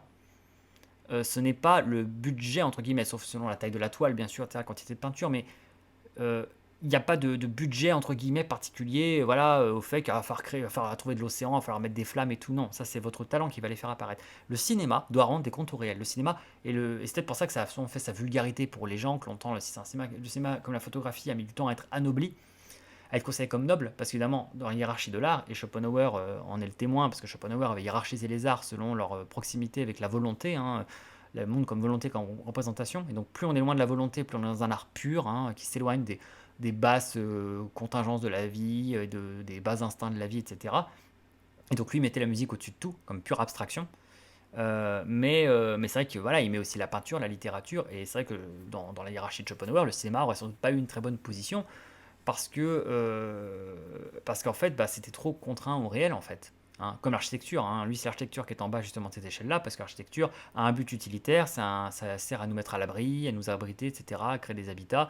Ce n'est pas qu'esthétique, il y a une dimension utilitaire quasiment, etc. Donc pour lui, c'est pas aussi noble ou désintéressé que la poésie, etc., que la musique. Donc le cinéma, oui, ben, doit jouer avec le réel. Le cinéma est soumis à la gravité, par exemple. Alors maintenant, on a les effets spéciaux. Vous voyez, là, on s'éloigne un peu du cinéma avec le réel. Maintenant, c'est qu'on a la CGI, on a les effets spéciaux. Mais quand les effets spéciaux n'existaient pas, il fallait ruser pour les créer beaucoup plus, hein. Il fallait faire des effets spéciaux plus artisanaux, plus mécaniques, qui demandaient un peu d'inventivité. Donc il y a toujours eu quand même des Méliès, hein, des Georges Méliès, hein, le fameux réalisateur, hein, voilà, de plusieurs films un peu fantastiques déjà à l'époque, hein. D'ailleurs c'était un magicien, hein, donc voilà, donc, qui a utilisé justement les ruses, les tricks de la magie pour pouvoir créer des illusions d'optique, pour pouvoir créer des premiers effets spéciaux. On arrive déjà dans le non réel, hein. Déjà le cinéma a un pied dans l'irréel et justement s'émancipe des règles de la réalité, peut commencer à faire voler des personnages à l'écran, etc. Voilà. Grâce aux effets spéciaux, hein, donc justement un supplément de mensonge, d'artifice, mais le cinéma entre guillemets plus réaliste, eh bien, est dépendant au réel. Il doit composer avec la lumière, il doit composer avec la gravité. On ne peut pas faire voler les personnages comme ça, sauf par effets spéciaux. Euh, alors que sur une feuille de papier, vous dites il s'envole, mais les personnages s'envolent, point terminé, vous n'avez aucun compte à rendre, vous n'avez pas de supplément de budget en faisant ça. Le cinéma, malheureusement, vous écrivez sur une page, il s'envole, vous écrivez sur une page, il disparaît, vous écrivez sur une page, il se fait mitrailler, vous écrivez sur une page, la tour explose. Vous allez devoir trouver les moyens financiers de payer cette scène qui va être très chère, donc vous êtes en rivalité avec la réalité, avec la réalité financière du monde dans lequel vous êtes, d'un budget. Vous êtes en réalité avec la physique et la chimie, c'est dangereux, il va falloir utiliser du feu, il va falloir sécuriser le plateau, il va falloir trouver des artificiers, il va falloir trouver une tour, éventuellement abandonnée si on veut du réel, si on ne veut pas passer par les effets spéciaux, il va falloir trouver une tour, la faire exploser, etc. On connaît toutes ces contraintes-là. Donc voilà, le cinéma est en contrainte avec le réel, est à la fois en fait irréel, le cinéma nous décrit quelque chose qui n'est pas la réalité, mais en même temps est tourné dans la réalité. On a affaire à des acteurs en chair et en os, hein, pour le cinéma principal, hein, on a affaire à des acteurs en live action, c'est des acteurs en chair et en os, donc des gens du réel, hein, ce ne sont pas des personnages de fiction de papier, ce sont des personnages du réel, ce sont des décors réels, voilà, les choses sont réelles. Les personnages qui s'embrassent à l'écran, les personnages qui ont des scènes d'amour à l'écran, alors certains diront non, ce n'est pas réel, c'est pas une vraie scène de sexe, ce n'est pas du porno, certes, mais à un certain degré, on est bien obligé de les mettre déshabillés, dans un lit, en train de se toucher, etc. Donc il y a une forme de réel, on peut pas s'émanciper complètement du réel avec le cinéma. Donc le cinéma a un pied dans le mensonge et en même temps un pied entre guillemets dans le réel, hein. Pour ce qui est de la vérité, là c'est autre chose. Donc je reviens en fait à la distinction entre réel et réalité et vérité, parce que ça va être un petit peu la dialectique sur laquelle va reposer ma réponse, ma proposition de réponse sur cette question, ce que je voudrais dire sur ça. Donc ne pas confondre la réalité et la vérité, le réel et la vérité. Donc voilà, la réalité encore une fois, c'est la réalité concrète, matérielle, objective, indiscutable, celle voilà, des éléments, de la nature, de la gravité, des lois de la physique, etc. Ça c'est notre monde physique réel. Euh, et la vérité, c'est une notion plus abstraite, plus humaine. La vérité, c'est philosophique quasiment, hein, voire artistique justement, vous voyez, voire artistique. Donc voilà, on peut très bien être quelqu'un qui vit dans le monde réel et qui reconnaît la réalité, mais qui proclame que la vérité est autre, la vérité est ailleurs, vous voyez, la vérité est ailleurs, on tombe dans X-Files, mais que la vérité, dire du coup qu'une vérité est abstraite. Et puis, on peut être quelqu'un qui perd la notion de réel, qui ne sait plus ce qu'est la réalité, mais qui touche à la vérité. Vous voyez, hein, c'est confus, hein, mais on peut être quelqu'un qui a les pieds sur terre, qui est dans le réel, mais qui ne saisit pas la vérité abstraite, la vérité d'une philosophie, la vérité d'une loi humaine, la vérité d'un sentiment, la vérité de quoi que ce soit. Et on peut être quelqu'un qui, en revanche, perd toute notion du réel, hein, éventuellement est aliéné ou psychotique, mais touche à une forme de vérité peut-être abstraite, hein, a compris quelque chose d'une vérité, de sentiment et d'idée. Donc l'un et l'autre vont un peu séparément, en quelque sorte. Et c'est un peu pareil pour l'œuvre d'art. Donc, à cette question, voilà, première étape, premier palier de réponse, que je répète, la littérature, la fiction, l'art nous mentent-ils? Bah oui, bien sûr qu'ils nous mentent, encore une fois. Ce n'est pas le réel, ce n'est pas la réalité. Ce sont des conceptions, des compositions, des inventions. Euh, c'est de l'art artisanat quelque part, hein. C'est de la transformation du réel. Donc bien sûr oui, qu'un livre, alors, un livre est réel, l'objet livre est réel, mais ce que le livre contient, ce sont des signes, et ce qu'il décrit n'est pas réel, c'est de la fiction, c'est un texte, c'est une histoire. Le cinéma est tourné dans notre réalité, hein, pas dans un monde parallèle, hein. Le cinéma est réel, les gens dedans sont réels, les gens qui l'ont tourné sont réels, parfois les situations décrites ont existé, étaient réelles, mais on passe par quelque chose qui va transformer la réalité, qui va la manipuler avec un montage, avec des effets spéciaux, avec des costumes, etc. On est dans un simulacre, hein, comme la peinture, tout ça. Donc, est-ce que, dans ce sens, l'art nous ment? Bien sûr que oui. L'art est un mensonge. L'art, la fiction, la littérature sont des mensonges par définition. Sont l'opposé du réel. Voilà. Sont un monde alternatif à la réalité, ce qui fait qu'on s'y plaît tellement, hein, parce que c'est une évasion de la réalité. En revanche, est-ce que la littérature, la fiction et l'art nous mentent au sens de vérité? Est-ce que la littérature, la fiction et l'art disent le contraire de la vérité? Là, je dis non. L'art, la fiction et la littérature, selon moi, et je pense, même selon beaucoup d'artistes, hein, c'est pour ça qu'ils font ce métier, parce qu'ils y croient, hein, oui, ils y croient à ce qu'ils font. Non, l'art, la fiction et la littérature ne nous mentent pas par rapport à la vérité. Ils mentent par rapport au réel, ils ne sont pas le réel, mais ils ne mentent pas par rapport à la vérité, par rapport à une vérité philosophique, par rapport à une vérité artistique, par rapport à une vérité, je sais pas, humaine, sentimentale, d'idéal. Non, ils ne mentent pas. Et on peut même aller plus loin, du coup, hein, c'est là que je vais pousser les choses, mais la littérature, la fiction et l'art nous disent la vérité. Et la littérature, la fiction et l'art, non seulement nous disent la vérité, mais on pourrait dire sont la vérité, si on allait plus loin. Et il y a des artistes qui vont plus loin, hein, voilà, je vais pouvoir les nommer, etc. Mais bon, généralement, en plus, ça qui l'intérêt quand on est artiste, c'est quand même de croire un peu en ce qu'on fait, de croire un peu en le domaine dans lequel on évolue. Et normalement, dans les artistes qui sont vraiment bons, vraiment doués, vraiment grandioses et qui croient en ce qu'ils font, il s'en trouvera très peu pour vous dire le contraire de ça. Très peu pour ne pas vous dire que la littérature, la fiction et l'art sont peut-être pas la réalité, sont peut-être pas le réel, mais sont la vérité. Et disent la vérité, disent des vérités. Et donc ne sont pas un univers simplement farfelu, parallèle comme ça, qui n'a aucune incidence sur le réel. Qu'en fait on peut emmener des choses dans le réel qu'on a emprunté dans le monde de la fiction. Et donc bien sûr que oui, mais évidemment. Mais enfin, moi cette séparation, je la trouve ahurissante en fait. Et du coup presque naïve, c'est presque elle qui est naïve. Moi je trouve que c'est les gens qui croient que la littérature, la fiction et l'art ne disent rien de vrai qui sont naïfs. C'est pas ceux qui croient que c'est vrai, c'est les autres. Ils croient que c'est à ce point-là séparé, qu'il y a le réel d'un côté, l'art de l'autre, et que tout ça, ça communique pas, qu'en fait, on va un peu changer les idées, mais qu'il n'y a rien à ramener de ça, et que comme c'est pas réel, ce n'est pas vrai, c'est faire un amalgame dramatique. Ce n'est pas parce que c'est pas réel que ce n'est pas vrai. Alors, je vais faire une nuance, moi pour ma part en tout cas. Bien sûr, moi je ne dis pas que toutes les œuvres littéraires, que toutes les fictions et que tous les arts, enfin que tous les œuvres artistiques plutôt, nous disent la vérité. C'est là que je vais faire une nuance. Pour qu'une œuvre d'art, une fiction, la littérature touche à la vérité, il faut vraiment qu'elle soit spéciale et particulièrement bonne en fait. Et c'est là que je reviens en fait à ce que je disais au début de ce podcast sur comment m'est venue l'idée du sujet. Et justement que ça m'était venu en fait en m'exclamant spontanément comme ça devant des films ou des livres. Putain, mais c'est vraiment du bullshit. Vraiment, c'est du bullshit. Ils nous mentent, ils nous mentent. Là, la fiction ment là en fait. Là, ils nous prennent pour des cons, ils mentent. C'est-à-dire que là, c'est pas tant que c'est pas réel. Je sais que c'est pas réel. Mais pire, ce n'est même pas vrai. Ça dit pas la vérité.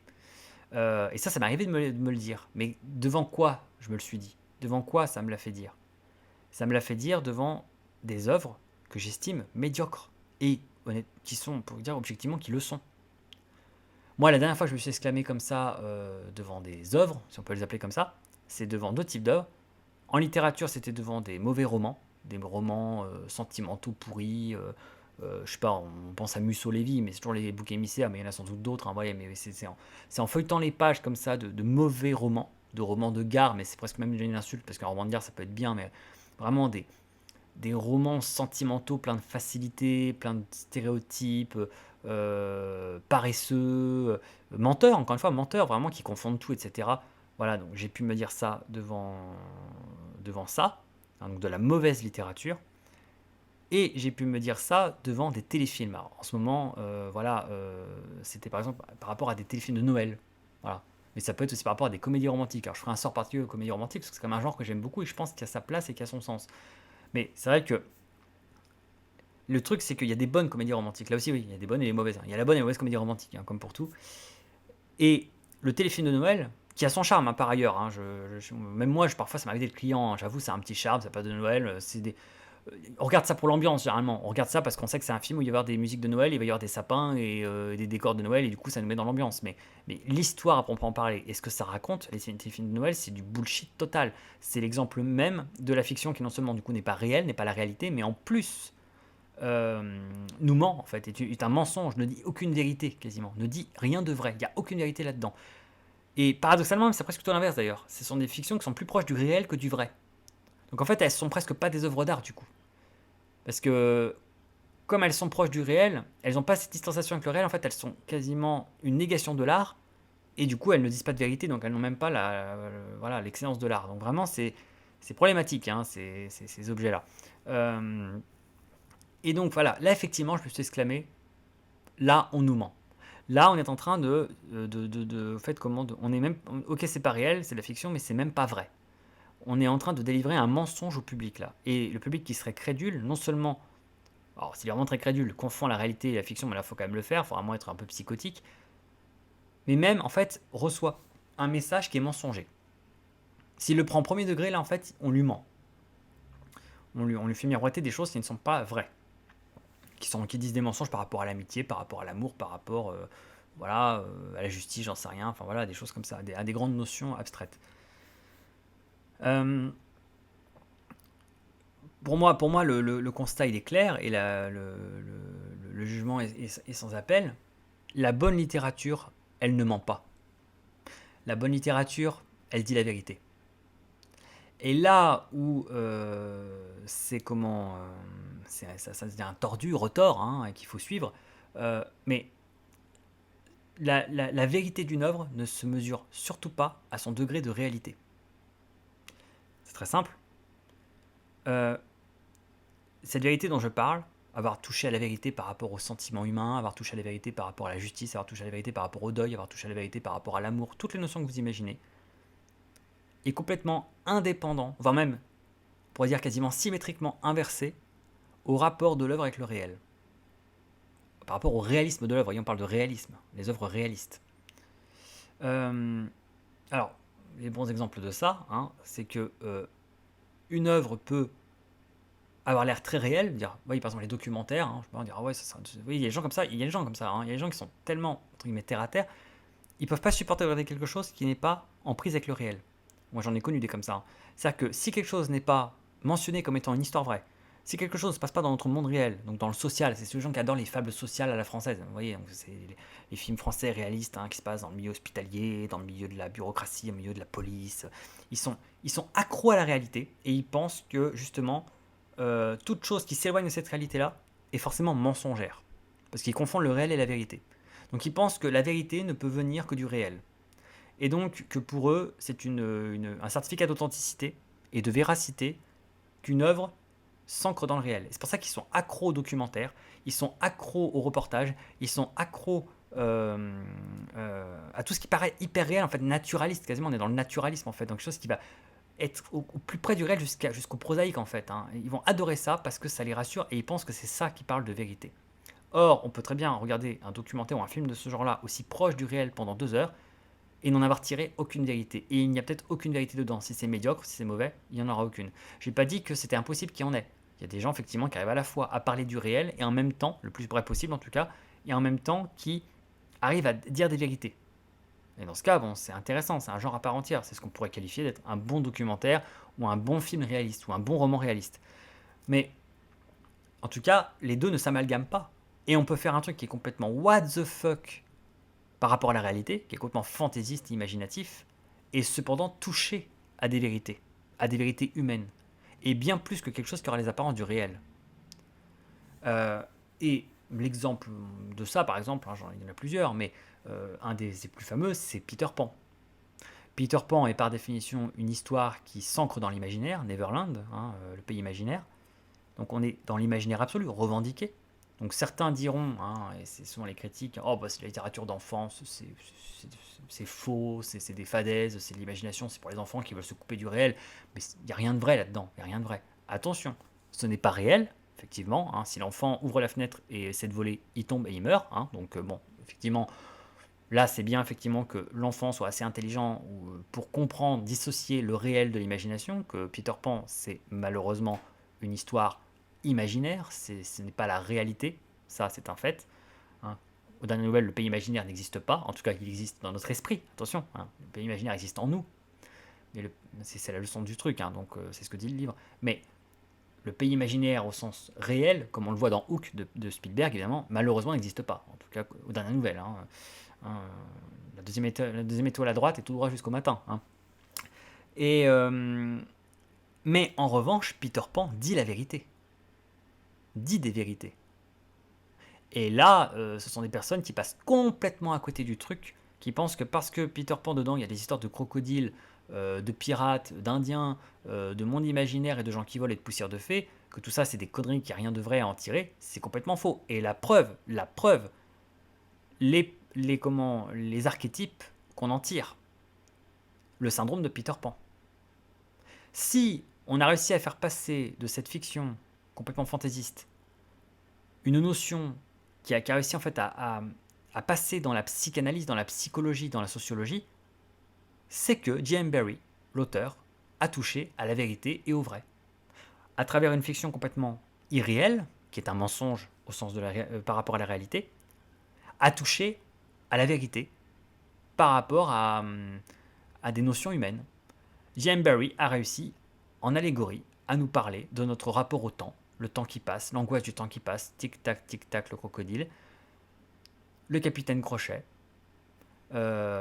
qui représente comme ça le vieillissement, etc., l'adulte, et Peter Pan, qui est l'enfant qui ne veut pas grandir.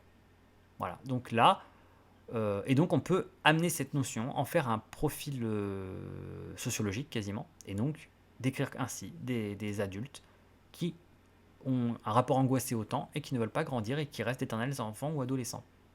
Et donc là, on a touché à la vérité. Jane Barrie a touché à une vérité profondément humaine qui a amélioré notre connaissance de l'humain, amélioré notre rapport quasiment à l'existence. Non seulement nous a fourni quelque chose de divertissant, qui est contraire du réel, du coup, qui nous a divertis, du réel de la réalité, mais en plus, on en est reparti avec des choses réelles qui peuvent nous apporter du réconfort, un éclairage, voilà, une certaine illumination. Et ça, c'est la marque des grandes œuvres. C'est comme ça qu'on devient un classique. Ça devient des classiques de toute éternité, quasiment, de tout temps. Et là où c'est marrant, c'est que même les œuvres, vous voyez, là ça devient un retort, même les œuvres, donc, qui sont un mensonge par rapport au réel, et qui ont pris comme sujet le fait que la fiction, l'art, la littérature n'étaient que des mensonges par rapport au réel, et qui ont l'air de le dénoncer et de se moquer des personnages qui prennent ça pour la réalité, et donc qui se tromperaient, qui seraient fous, elles-mêmes ont pourtant touché à la vérité. Elles ont réussi en fait à mettre en abîme et à critiquer l'absence de réalité de l'œuvre d'art, mais par cela même ont touché à la vérité d'autant mieux. Et donc, Don Quichotte de Cervantes, qui est aussi devenu un archétype révélateur, et Madame Bovary de Flaubert, pareil, Bovarisme, etc. Ce sont des œuvres qui n'arrêtent pas de dénoncer le mensonge que serait l'art et l'illusion dans laquelle il nous met. Donc danger, attention, ne pas confondre l'art et la réalité, c'est vrai en plus. Mais c'est pas parce qu'il ne faut pas confondre l'art et la réalité que l'art n'est pas porteur de vérité, qui là pour le coup sont intéressantes à retenir et à emporter avec soi. Est-ce que ces auteurs se seraient emmerdés à mettre des messages aussi vrais, aussi profonds dans leurs œuvres s'ils ne croyaient pas que cette vérité était non seulement atteignable, reconnaissable, mais en plus exportable dans le réel, pour éclairer notre vision de la réalité. Hein, voilà. Paradoxalement, il faut assez croire aux mensonges de la fiction pour pouvoir ramener la vérité qui nous permet de nous identifier la fiction comme mensonge. Et ça devient très tordu. Mais c'est un petit peu ça. Et donc, Madame Bovary et Don Quichotte, ce sont des œuvres de vérité. Ça dit la vérité. Flaubert a touché à quelque chose de vrai, à une vérité humaine, en décrivant le personnage d'Emma, cette femme mal mariée, qui s'ennuie avec son mari, qui rêve d'un ailleurs, qui rêve d'autre chose, qui rêve justement de fiction, de romantisme. Et Don Quichotte, Cervantes a touché à quelque chose avec Don Quichotte en inventant ce personnage à qui les fictions sont montées à la tête et qui héroïse le réel en fait, qui s'héroïse lui-même et qui rêve d'aventure. Donc leurs personnages sont dans l'illusion, dans l'erreur. L'œuvre dénonce cela, mais attention, il y a des vérités là-dedans, des vérités archétypales, des vérités philosophiques, qu'il serait extrêmement dommage, ce serait passer complètement à côté de l'œuvre, que de ne pas les reconnaître. Et de pas, en plus, s'en servir, de les ramener dans notre réalité pour nous aider à mieux l'appréhender et à mieux comprendre certaines choses. Et là, en fait, on touche, en disant cela, à des leçons que nous ont données des auteurs comme Baudelaire et Proust, par exemple, qui sont des grands défenseurs de la vérité dans l'art. Alors attention, encore une fois, parce que justement, Baudelaire, la vérité, elle a deux sens quand il la nomme. Soit il parle de la vérité scientifique, et dans ce cas, il n'a pas assez de mots assez durs pour elle pour la différencier de l'art. Baudelaire n'arrête pas de répéter que l'art n'est pas là pour faire la morale. L'art n'a rien à voir avec la morale, l'art n'a rien à voir avec le réel et la vérité, au sens vérité scientifique. Mais en revanche, Baudelaire, en tant que poète, bien sûr, autrement, mais est-ce qu'il ferait tout ça? Est-ce qu'il aurait eu la conviction de faire de la poésie à ce point-là? Bien sûr que, comme il exprime dans sa préface aux Histoires extraordinaires de Poe, je vous renvoie aux préfaces qui sont excellentes que Baudelaire a écrites sur les recueils de nouvelles de Poe, et il s'arrête sur cette notion, comme quoi l'art dit la vérité. L'art est la vérité. Important. Et plus tard, c'est sans doute la plus grande démonstration qui a été faite sur cela, c'est Proust qui le dira ça. Dans Le Temps retrouvé, 7e et dernier volume de La Recherche du temps perdu, donc la conclusion, la leçon finale. quand le narrateur a sa révélation finale autour de l'art, autour de la fiction, etc., et sa vocation lui apparaît, il y a ce long développement qui fait des dizaines et des dizaines de pages, qui est le grand cours magistral, entre guillemets, de l'œuvre, de la recherche déjà, puis du volume. C'est passionnant et magnifique. Et dedans, Proust explique très bien cela, que l'œuvre d'art est porteuse de vérité, est la vérité. C'est la vérité déjà de son auteur, qui doit traduire ses ressentis, ses sentiments, puis il y a toute cette théorie qui est extraordinaire, en fait, comme quoi l'intelligence est seconde chez l'artiste. Très important, ça, très important. Hein, que l'intelligence est surfaite, que l'intelligence préexiste pour le savant, éventuellement, dans la science, mais que dans l'art, c'est le sentiment qui est premier. C'est le sentiment, c'est l'impression qui sont premiers. Et dans un second temps, l'intelligence doit venir les retranscrire et les traduire, les rendre intelligibles, les transformer en langage. Mais que avant tout, c'est du ressenti, et que c'est par le ressenti qu'on touche à cette vérité. Donc oui, c'est très important. Et il distingue bien cette vérité du réel, puisqu'il revendique la subjectivité de cette vérité. Vous voyez un petit peu. Il dit bien que l'œuvre d'art n'est pas le réel, justement. Et que tous les gens, justement, qui se fatiguent à vouloir imiter à ce point-là le réel, s'épuisent en vains efforts et sont à côté du sujet. L'œuvre d'art n'est pas le réel. Elle est sa perception par un sujet, la subjectivité. Mais ce sujet, en approchant le réel par la subjectivité, donc une vision, encore une fois, comme ce que défendait Baudelaire, par l'imagination, par la partialité, par le point de vue subjectif, va toucher à des vérités, va aller puiser en lui des choses qui vont être des vérités à la portée de tous. Et c'est pour ça que Proust explique dans Le Temps retrouvé que à la fin il dit que les lecteurs de la recherche de son œuvre ne sont pas des lecteurs de Proust, ils sont des lecteurs d'eux-mêmes. Et il dit que si les gens, en lisant la recherche, arrivent à lire en eux-mêmes, non pas en Proust, mais en eux-mêmes, c'est que Proust aura réussi à sortir des vérités. De ce qui était à la base une vision subjective, un parcours subjectif, une interprétation de la réalité, il a dégagé des vérités. Et que ces vérités, pour le coup, elles sont offertes à tout le monde, il en fait cadeau à tout le monde, et c'est à chacun de s'en saisir. Parce que lui, il les a traduites par l'intelligence, il a traduit par l'intelligence, dans un second temps, ce qui n'était que ses impressions, ses ressentis, et donc il s'est servi du langage pour nous les communiquer, et via le langage, on accède à ces vérités, et on les reconnaît en nous-mêmes. Voilà. Et du coup, on devient traducteur de nous-mêmes, on devient lecteur de nous-mêmes, et non pas de Proust. Et donc, on a touché à la vérité. Proust a touché à la vérité, et nous la partage. Et donc des vérités sur le genre humain, des vérités sur l'amour. Quand on lit Un amour de Swann, on se prend une claque telle sur le mécanisme, la psychologie de l'amour, sur ce que c'est que l'amour, vraiment, comment c'est décrypté, c'est quasiment chirurgical, que là on se dit, oui, là, c'est une fiction. Swann n'a jamais existé, Charles Swann. Il a des modèles, bien sûr, dans la réalité, hein, donc vous voyez, il y a un rapport au réel toujours. Il a des modèles, mais en tout cas, Swann n'existe pas. La fiction qu'on lit, là, ce sont des caractères écrits, donc ça n'a pas existé, c'est une fiction, ça sort de l'esprit de Proust, ce n'est pas réel, mais c'est pas pour ça que ça nous ment. C'est un mensonge, parce que c'est une œuvre d'art inventée, c'est imaginaire, mais pour autant, ça ment sur le réel, mais ça ne ment pas sur la vérité. Ça dit la vérité. En lisant l'histoire fictive de Swann et d'Odette, on touche à la vérité de ce que c'est que le sentiment amoureux, et de comment ça fonctionne. Grâce au don de quelqu'un, au don de psychologie, à l'acuité psychologique et artistique de quelqu'un, qui nous la communique par le langage. Qui s'est servi en fait du mensonge paradoxalement pour nous dire la vérité. Vous voyez, c'est ça qui est beau, c'est que là on se sert du mensonge pour dire la vérité. Et c'est ce que dit Proust là aussi dans Le Temps retrouvé. Proust dit que l'écrivain doit passer par le mensonge pour dire la vérité. Que l'écrivain doit recourir à la métaphore pour dire la vérité. La métaphore est le véhicule de la vérité. Et la métaphore, c'est la figure poétique par excellence, c'est l'image. L'image sans outil de comparaison, sans le com, le fameux com de comparaison. La métaphore passe directement par l'image. Et par l'image, nous transmet une vérité. Ça peut être aussi l'allégorie, en allant plus loin. Donc ça, c'était très utilisé au Moyen-Âge, l'allégorie. Les romans allégoriques, le roman de la Rose, éventuellement la Divine Comédie, qui a un aspect allégorique. Donc, avec cette leçon des grands maîtres, que sont quand même Baudelaire et Proust, bon, c'est quand même pas n'importe qui, eh bien, on a cette révélation, on a ce rappel très important, qu'il ne faut pas dénigrer, prendre de haut, trop dédaigner l'art comme un mensonge, certes très agréable, mais un simple mensonge, mais non. un mensonge par rapport au réel, mais un porteur de vérité par rapport à des vérités humaines, abstraites et philosophiques, dont, qui nous sont précieuses et dont on a besoin, et qui nous font grandir, et qui nous aident déjà à supporter le réel, mais en plus à l'interpréter, à le comprendre et à comprendre les autres. Donc extrêmement important.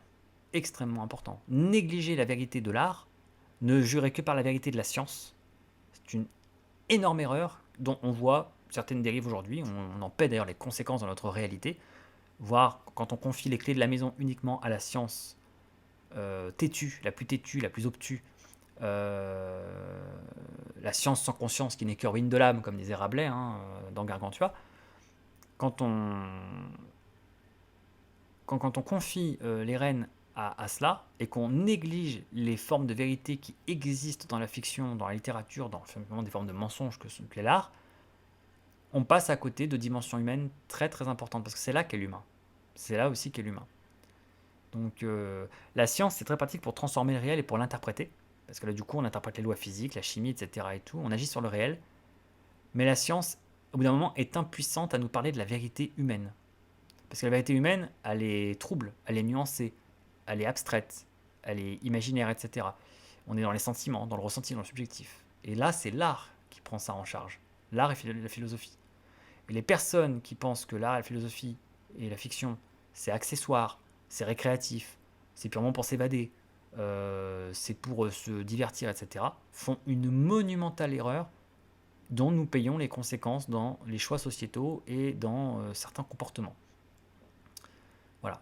Et le néolibéralisme déteste en partie l'art pour ça, je pense, parce qu'effectivement, la science est plus pragmatique, nous colle au réel et évite comme ça de peut-être découvrir des choses. Voilà. Et en même temps aussi, on a des très mauvais conseillers du monde des vérités de l'art, qui sont les coachs du développement personnel, qui retombent dans le mensonge. Parce que et là, je reviens en fait à la part de mensonge et de vérité de la fiction, parce que c'est vrai que j'en ai parlé un peu dans la généralité, je vais prendre des exemples un petit peu. Euh, on reconnaît assez facilement les mensonges grossiers des mauvaises fictions, de la mauvaise littérature, du mauvais art. Là, on voit vraiment que ça ment. Ça ment pas seulement sur le réel, ça ment même sur l'humain, ça ment sur les gens. Parce que simplement, on sent bien que c'est du bullshit, on sent que c'est du talk. On s'est tous surpris en train de dire ça, de dire oh, ça c'est vraiment du cinéma. Bah, dans la réalité, ce ne serait pas comme ça. Hein. Oh là, vraiment, jamais de la vie, le gars finit avec la fille. Là. Jamais dans la réalité, jamais ce serait ça. Mais non, mais arrête, jamais dans la vraie vie, les gens auraient ce courage-là, il se passerait pas ça, etc. On a tous connu ce moment-là comme ça où on est presque sorti du truc en fait. C'est tellement mauvais que ça nous sort quasiment de l'histoire parce qu'on reconnaît un moment d'incohérence psychologique en fait. Là, on voit bien que le créateur n'a pas réussi à toucher à la vérité psychologiquement. Et oui, qui n'a rien à voir avec le fait qu'il raconte n'importe quoi à l'écran. Parce qu'on peut très bien mettre des vaisseaux spatiaux et des crocodiles qui parlent. Et on mettra quand même de la vérité. La vérité est indépendante du côté fantaisiste de la fiction.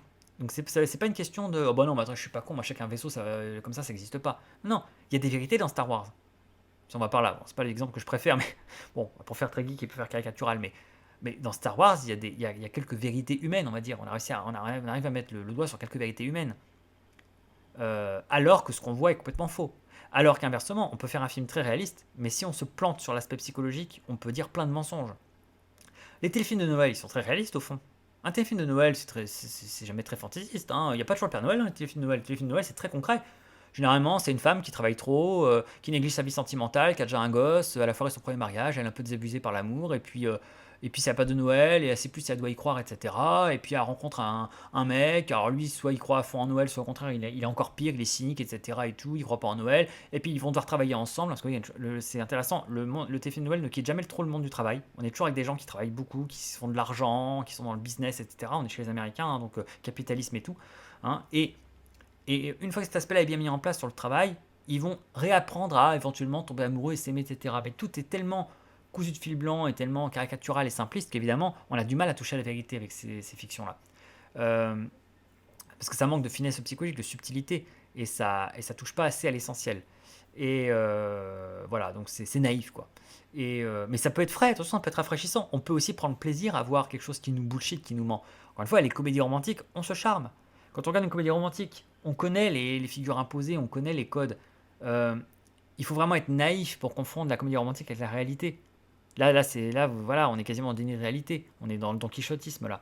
Mais une fois qu'on a fait ce deuil de réalité, qu'on a compris que c'est de la fiction totale, et qu'en plus ça ne dira pas forcément des grandes vérités, parce que ça va en fait non pas vouloir nous parler de la vérité, mais s'amuser à nous mentir pour nous faire du bien, nous dire des beaux mensonges agréables. Une fois qu'on a compris ça, on peut les apprécier pour ce qu'elles sont. Moi, j'adore Coup de foudre à Notting Hill, qui est quand même vraiment un énorme délire, un fantasme total d'un libraire qui tombe amoureux avec une actrice américaine, etc. Enfin voilà, Love Actually, que j'adore, qui est extraordinaire, mais qui, pareil, qui nous manque quelque part, hein, qui est dans le mensonge, qui est dans l'idéalisation totale, mais c'est une forme de plaisir à part entière, mais qui est différente de la démarche d'un Proust, où là, on nous dit la vérité, et même d'autres écrivains, et même ceux qui prétendent dénoncer le mensonge. Flaubert avec Madame Bovary, il dit la vérité. Cervantes avec Don Quichotte, il dit des vérités sur l'humain, sur nous. Et, et en fait, moi c'est pour ça que du coup j'aime pas quand on dit que la fiction, enfin encore une fois quand les gens qui font des séparations radicales et qui disent qu'il n'y a rien à tirer de la fiction, de l'art, de la littérature, que c'est un monde d'imaginaire et qui en gros on est complètement naïf ou halluciné si on croit qu'il y a des choses vraies là-dedans. Faut pas confondre. Et il y a des vérités dedans. Et les bonnes œuvres d'art, les grands classiques, sont des œuvres qui justement sont là parce qu'elles ont touché à la vérité humaine malgré l'apparat de la fiction. Et, euh, et donc c'est le cas, en fait, encore une fois, chez Baudelaire, chez Proust, mais chez Flaubert, chez d'autres écrivains, en fait, tous ceux quasiment qu'on a retenus, c'est pas pour rien. Même chez les Américains, parce que nous, c'est pas nos références, hein. Vous voyez, les classiques sont pas les mêmes selon les pays. Mais je sais qu'aux États-Unis, vous devez souvent entendre parler de Moby Dick. Moby Dick aux États-Unis, on fait étudier ça à tous les gosses, hein. C'est imbouffable, il paraît, hein, mais voilà, chez eux, c'est leur classique à eux. Moby Dick de Melville, qui raconte donc, du coup la traque, la chasse d'une baleine, hein, par le capitaine Ahab, hein, le capitaine du bateau, et donc qui parle d'obsession. Moby Dick, c'est typiquement en fait un récit très allégorique, complètement imaginaire, donc qui n'est pas réel, mais qui s'inspire en partie du réel, il y a des choses qui ont vraiment existé, hein, les pêches à la baleine, etc. Mais aussi et surtout qui parle de vérité autour de l'obsession. Ce que c'est que la notion d'obsession, de courir après une obsession dans la vie, de ne pas décrocher en fait d'un ennemi. Qu'est-ce que c'est qu'un arc ennemi, etc. Donc Melville nous dit la vérité quelque part à travers cette fiction. Voilà, donc tout cela est loin d'être déconnecté. Et moi, je le dis, quand les gens désabusés comme ça, parce qu'il y a des désabusés comme ça qui disent ouais, de toute façon, la fiction, les écrivains nous mentent, les écrivains nous mentent, j'ai été induit en erreur, l'amour c'est pas vrai, les chansons nous mentent sur l'amour, les livres nous mentent sur l'amour, parce que c'est le plus principal chef d'accusation, hein. Généralement, le sujet sur lequel l'art, la fiction, la littérature sont accusés d'avoir le plus bullshité et menti, c'est l'amour. C'est le grand chef d'accusation. Apparemment, aurait mis tout le monde dans le panneau, hein. Euh, Or non, or non, non, pas toutes les œuvres. Déjà, il y a des œuvres donc en effet qui mentent, mais c'est quasiment revendiqué, assumé à dessein. Faut juste être naïf pour pas l'avoir compris. Les comédies romantiques revendiquent, ça fait partie quasiment du contrat, le fait de nous mentir, d'embellir la réalité, et du coup de ne pas dire la vérité sur l'amour, de ne pas être dans une démarche de vérité, mais une démarche de plaisir, de fantasme, de conte de fées. Mais il y a des films, parce qu'on ne va pas parler que de littérature, qui disent la vérité sur l'amour, qui disent des vérités, qui ont choisi de nous dire la vérité. Et cela malgré le fait de faire de l'art, de la beauté, hein, de ne pas sacrifier la beauté et l'imagination. Et on peut dire qu'un film comme Eternal Sunshine of the Spotless Mind de Michel Gondry, qui parle du fait d'oublier, hein, de l'oublier en amour, d'ailleurs qui est quasiment une illustration, Eternal Sunshine c'est quasiment une illustration d'une thèse de Proust dans Albertine disparue, hein, l'avant-dernier volume de la recherche, où Proust explique qu'en fait pour guérir d'un amour il faut repasser à l'envers toutes les étapes qui ont mené au fait d'être amoureux, il faut tout refaire à rebours l'histoire jusqu'à l'origine. Bah, c'est ce que fait Joël dans Eternal Sunshine pour guérir de son amour jusqu'à l'oubli.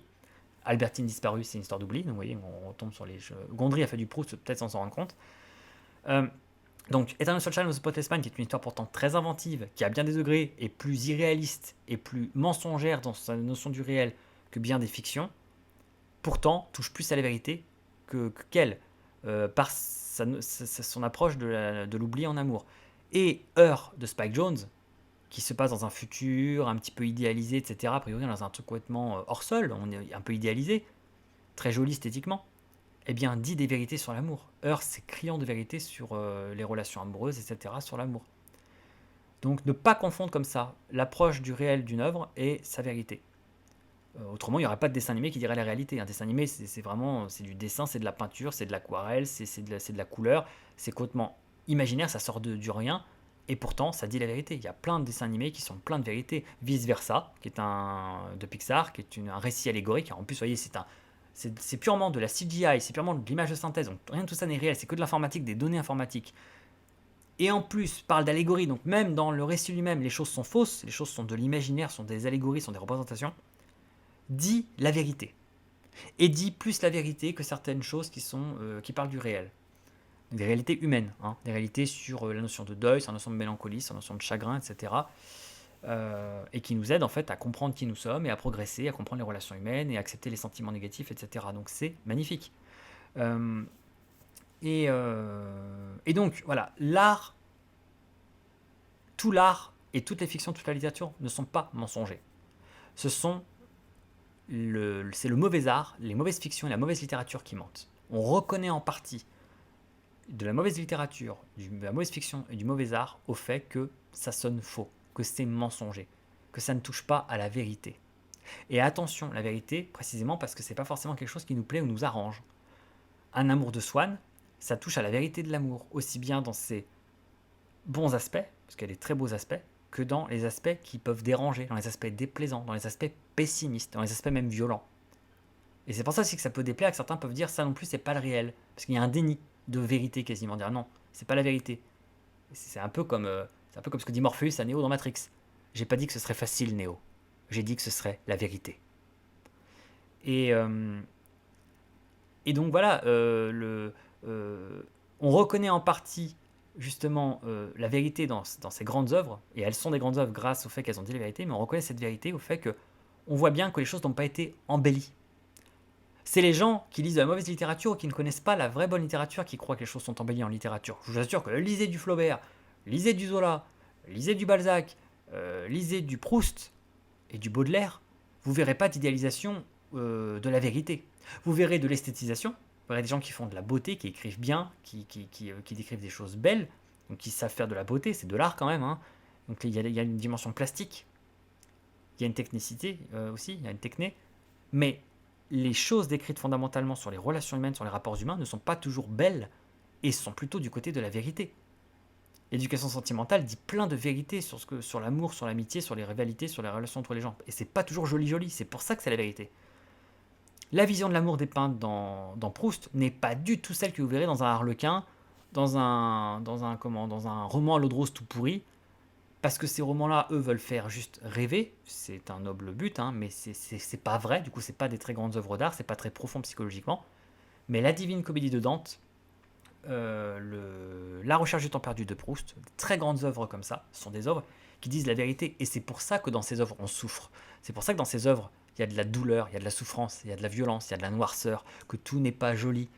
Elles nous ont pas menti ces œuvres-là. Je suis désolé si vous croyez que l'art, la fiction, ça ment, c'est que vous avez lu les mauvaises fictions, c'est que vous regardez trop de téléfilms pourris, c'est que vous lisez trop de la littérature de merde, c'est que vous lisez du bullshit des gens qui sont superficiels, pas profonds, qui comprennent rien à rien.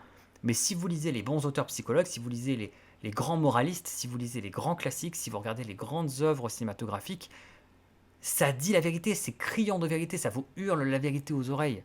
Il suffit de la voir, de la regarder, et elle n'est pas toujours agréable à regarder, elle est parfois pénible, parce que ces gens-là, justement, ont voulu toucher à du vrai humainement.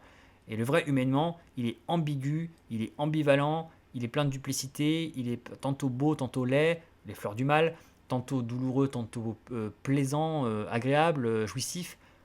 Tout ça se mêle, et c'est la vérité. Donc les gens qui accusent les chansons d'amour, les téléfilms, les films, la littérature, je les soupçonne d'avoir juste consommé que des trucs de merde faciles à portée de main, ou de ne pas avoir pris les choses au sérieux aussi, ça peut aussi être parfois le cas, c'est qu'en fait ils n'ont pas regardé les choses avec assez d'attention, ils ont pas pris au sérieux, ils ont pris ça un peu à la légère, un peu superficiellement, parce que c'est pour changer les idées, et ils n'ont pas regardé assez loin. Et pour eux, ils ont juste vu un dessin animé sympa, oui, ils se disaient ça, c'était sympa, c'était mignon, j'ai pleuré à ce moment-là, c'était mignon, mais ils n'ont pas vu la vérité que nous criait cette œuvre. Voilà. Donc, c'est un bon paramètre pour identifier la grandeur d'une œuvre. Non pas son réalisme, spécialement, qui est indépendant de ça. On peut faire d'une œuvre réaliste, ceci dit. Hein. Il y a du très bon naturalisme et du très bon réalisme. Hein. Zola, Balzac en témoignent. Mais est-ce que ça touche à une vérité humaine? Est-ce que ça touche à un truc? Est-ce qu'il a touché quelque chose qui me marque et qui me sert de référent pour comprendre ce sentiment, cette notion, cette idée? Et voilà. Et donc, bien sûr que ça existe. Et donc, non, je suis désolé, sur l'amour en particulier, pour citer cet exemple-là, moi je trouve qu'aucun écrivain, parmi les grands écrivains, parmi les grandes œuvres, ne nous a menti et ne m'a menti. Moi je me suis jamais senti floué, trompé par un écrivain au sujet de l'amour. Stendhal dit la vérité sur l'amour. Proust dit la vérité sur l'amour. Baudelaire dit la vérité sur l'amour. Tous ces gens-là nous ont envoyé que des avertissements réels, que des vrais messages. On dit la vérité. Voilà. Ce sont les mauvais écrivains qui se sont plantés, qui ont eu des mauvaises intuitions, qui n'ont pas compris le délire, ou qui ont voulu trop mentir, trop embellir, et eux, effectivement, nous ont menti, et parfois, effectivement, ont été les succès populaires, ce qui fait que ce sont les trucs que les gens ont le plus lu, le plus intériorisé, et du coup, effectivement, c'est de la merde. Et il y a beaucoup de chansons, elles sont très sympas, très entraînantes, très agréables et tout, mais leurs paroles, c'est de la merde. Ça dit aucune vérité, ce n'est pas de la littérature ou de l'art. C'est un truc sympa, qui reste dans la tête, qui fait danser je sais pas quoi. Mais effectivement, si on se sert de ça comme référent au sujet des relations humaines et de l'amour, on va total dans le mur. Et oui, on a l'impression de s'être fait flouer, qu'on nous a menti. Qu'on nous a menti. Euh, les fictions, il faut dépasser le stade de la métaphore. C'est toujours l'éternel, vous savez, exemple de l'imbécile qui regarde le doigt au lieu de regarder la lune. On vous pointe la lune du doigt. C'est sûr que si vous regardez le doigt, vous avez l'impression qu'on se fout de votre gueule. Si on vous dit la vérité, elle est là, vous faites, bah non, c'est un doigt, ça, c'est cette histoire. Bah regarde la lune, pauvre couillon, c'est ça que je suis en train de pointer. Mais ça, c'est la métaphore. La lune est la métaphore que l'auteur vous montre. Alors si vous restez campé au réel et au premier degré, effectivement, vous allez passer complètement à côté du sujet. Donc évidemment qu'il faut faire la part des choses dans la fiction. Évidemment qu'il y a pas mal de part de mensonges à débroussailler, à écarter. Hein, voilà. Mais il y a une vérité derrière tout ça. Donc cette vérité, elle est à notre portée. Et il suffit de la voir, de la comprendre, de faire la part des choses et de faire preuve de discernement. Et de s'adresser aux bonnes œuvres, aux grandes œuvres. Parce que les autres, en effet, elles mentent. Donc faire la différence voilà, entre les œuvres mensongères, qui peuvent être réalistes ou pas, mais mensongères, et les œuvres qui, réalistes ou pas, elles, disent des vérités. Et donc non, la littérature, la fiction et l'art ne mentent pas dans l'absolu, et même certaines disent la vérité, et même celles qui disent la vérité, c'est la marque des grandes œuvres d'art, celles dont on peut tirer des vérités. Et cela malgré le mensonge qu'elles constituent par définition par rapport au réel. Voilà, donc ça c'est ma conclusion. Et je ferai, avant de finir complètement, un petit supplément de conclusion en disant que peut-être malgré tout, je vais concéder cela, peut-être que même malgré les vérités auxquelles, selon moi et selon beaucoup, certains écrivains ou artistes ont touché, peut-être sont voués à ne pas apparaître comme des vérités pour tout le monde et ne sont peut-être pas des vérités fondamentalement, presque objectivement pour tout le monde. Là je m'explique. Moi, c'est quelque chose qui me semble aussi peut-être percevoir ou comprendre, je sais pas, c'est une hypothèse que je fais depuis quelque temps et que j'essaie un peu de, je sais pas, de développer, réfléchir, mais entre autres par rapport à l'amour, je n'exclus pas effectivement que peut-être, que malgré moi la vérité que personnellement je leur prête et que d'autres leur prêtent, Proust, Flaubert, Balzac, Baudelaire, enfin voilà, tous les écrivains, tous les artistes, effectivement, on peut considérer qu'ils mentent, que c'est du mensonge pour je sais pas quel pourcentage de l'humanité, peut-être, je sais pas, 50%, peut-être 60%, peut-être 70%, je sais pas quelle proportion. Mais peut-être qu'on peut considérer qu'effectivement, ils ont menti. Alors, ils n'ont pas menti pour eux-mêmes, donc ils ont été sincères d'eux à eux. Ils ont été sincères par rapport à l'audience. Ils ont été sincères, ils n'ont pas essayé de mentir, ils ont essayé de transmettre leur vérité. Mais peut-être que ce qu'ils racontent est conçu pour apparaître comme du mensonge et pour être mensonger pour une bonne partie des gens. Et cela pour une raison très simple, c'est que ces gens-là ne sont pas des artistes. Et que peut-être que les artistes, leur défaut, entre guillemets, leur limite, ça a été d'être donc des artistes qui parlent de choses avec un point de vue d'artiste à des gens qui ne peuvent recevoir cela pleinement et le comprendre et le reconnaître comme vérité que s'ils sont eux-mêmes artistes. Que ça ne vaut en fait que pour les artistes et que ce serait la limite. Et que ce qui est mal fait dans la vie, c'est que les gens dont la parole nous est transmise à travers les siècles, les époques, les gens dont la parole subsiste, etc., eh bien, ce sont justement les artistes. Vous voyez, c'est mal fait. C'est qu'en fait, les gens qui ont le plus la parole publiquement, médiatiquement ou à travers les siècles dans l'humanité, ce sont des gens, entre guillemets, d'exception. Des gens exceptionnels, des artistes, des gens rares. Mais si on laisse à des gens aussi peu représentatifs de ce que sont la plupart des autres êtres humains, bien, la lourde charge de transmettre, de parler des sentiments, de parler des relations humaines, de parler en gros du monde, de leur point de vue à eux, effectivement, toute une partie de l'humanité, ne se sentant pas représentée par eux, parce que ne se reconnaissant pas dans leur façon d'être, de ressentir les choses, de les voir, parce qu'eux ne sont pas artistes, se sentent dupés, floués, et ont l'impression qu'on leur ment. Parce que, effectivement, par rapport à leur appréhension du réel et ce qu'est la vérité pour eux, pour leur type de personnalité, en effet, tout ça, c'est du mensonge, ce n'est pas vrai. On peut peut-être considérer effectivement que l'amour de Swann, peut-être, hein, c'est l'amour, c'est la vérité de l'amour, mais c'est la vérité de l'amour pour quelqu'un qui ressent, des gens qui ressentent un peu comme Proust ressentait et comme ressentent peut-être les artistes ou certains types de personnalités. Et que, sorti de ce genre de profil de personnage-là, c'est du mensonge. Les autres vont y voir du mensonge, vont dire mais c'est pas vrai. C'est pas que c'est du mensonge, c'est vrai, mais c'est pas vrai pour tout le monde. Dans ce cas, on sort de la vérité absolue là, et là on est dans une vérité plus relative, relativiste, selon les profils d'individus. Mais comme l'art, l'histoire est racontée par les vainqueurs, hein, comme l'art est raconté par des gens qui ont une certaine forme de sensibilité, ce sont les gens qui ont cette forme de sensibilité-là qui vont y reconnaître de la vérité à leur tour en le lisant, et que les autres vont se sentir exclus, dire mais c'est pas ça, je me suis fait arnaquer, c'est pas vrai, on m'a vendu ça, mais moi c'est pas ce que je ressens ou c'est pas ce qui s'est passé. Parce que peut-être que par des gens ne correspondent pas à ce schéma-là. Et dans ce cas, c'est mal fait. Une espèce, entre guillemets, d'élite, si on veut utiliser le terme pompeux, en tout cas une espèce de portion peu représentative de l'ensemble des êtres humains, et pourtant celle qui véhicule les messages autour de l'amour et de toutes les notions universelles, avec leur sensibilité à eux qui n'est pas celle des autres. Donc là, il y a un effet effectivement, un décalage. Et il pourrait peut-être expliquer en fait du coup le malentendu et presque le contentieux entre le public et l'artiste, entre les gens et les artistes et l'art. Et ça explique pourquoi tant de gens accusent l'art de mentir, être mensonger et de ne pas concerner leur expérience de la vie. Et les induit en erreur du coup. Hein, les induit en erreur. On a l'impression qu'ils ont été dupés parce que eux ils se sont dit bah moi j'ai fait confiance à ce qu'on m'a dit, on m'a dit que c'était comme ça. Moi ça me faisait envie. Parce qu'en plus ça aussi c'est que l'art fait envie. Du coup on se dit ah tiens c'est trop bien si c'est ça l'amour, moi je veux aussi putain moi je veux ça. Hein. Parce que ça va être trop bien. Hein. Et malheureusement, eh bien, en anglais on dit they don't have what it takes. Ils n'ont pas ce que ça prend, ce qu'il faut. Enfin, ils n'ont pas les dispositions psychologiques, les dispositions humaines pour accéder à cette façon de ressentir. Et du coup, eux, ils croient du coup que c'est faux. Ce n'est pas faux. C'est faux pour eux. Mais ça fait beaucoup de gens pour qui c'est faux du coup. Et ça peut créer cette espèce de révolte contre l'art, contre la fiction. Et croire que du coup c'est un monde fantaisiste qui n'a pas de rapport avec, leur vérité à eux. Donc peut-être que c'est un peu la limite, peut-être que c'est un petit peu la limite et que du coup voilà, la vérité de certains n'est pas la vérité d'autres et que bon bah du coup c'est sûr que si ceux qui sont chargés de transmettre la vérité sont peu représentatifs, ben ça crée un décalage avec le reste du monde et une impression de mensonge. Ce n'est pas du mensonge, encore une fois, plein de gens vont se reconnaître dedans, vont trouver que c'est vrai. Bon, moi je pense que là quand même cette hypothèse-là, elle se vérifie moyennement parce qu'autrement, encore une fois, ce ne serait pas des classiques, je pense qu'ils en sont pas arrivés là juste parce que c'est que des artistes qui les comprennent.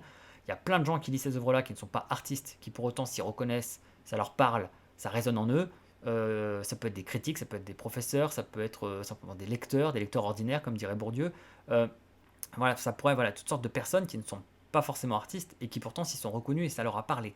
Donc voilà, ça relativise un petit peu ma théorie. Hein, voilà, on peut trouver que c'est des vérités sans avoir besoin de leur ressembler exactement, hein, tels qu'ils étaient ces gens-là. Mais ceci dit, je maintiens un peu comme mon hypothèse.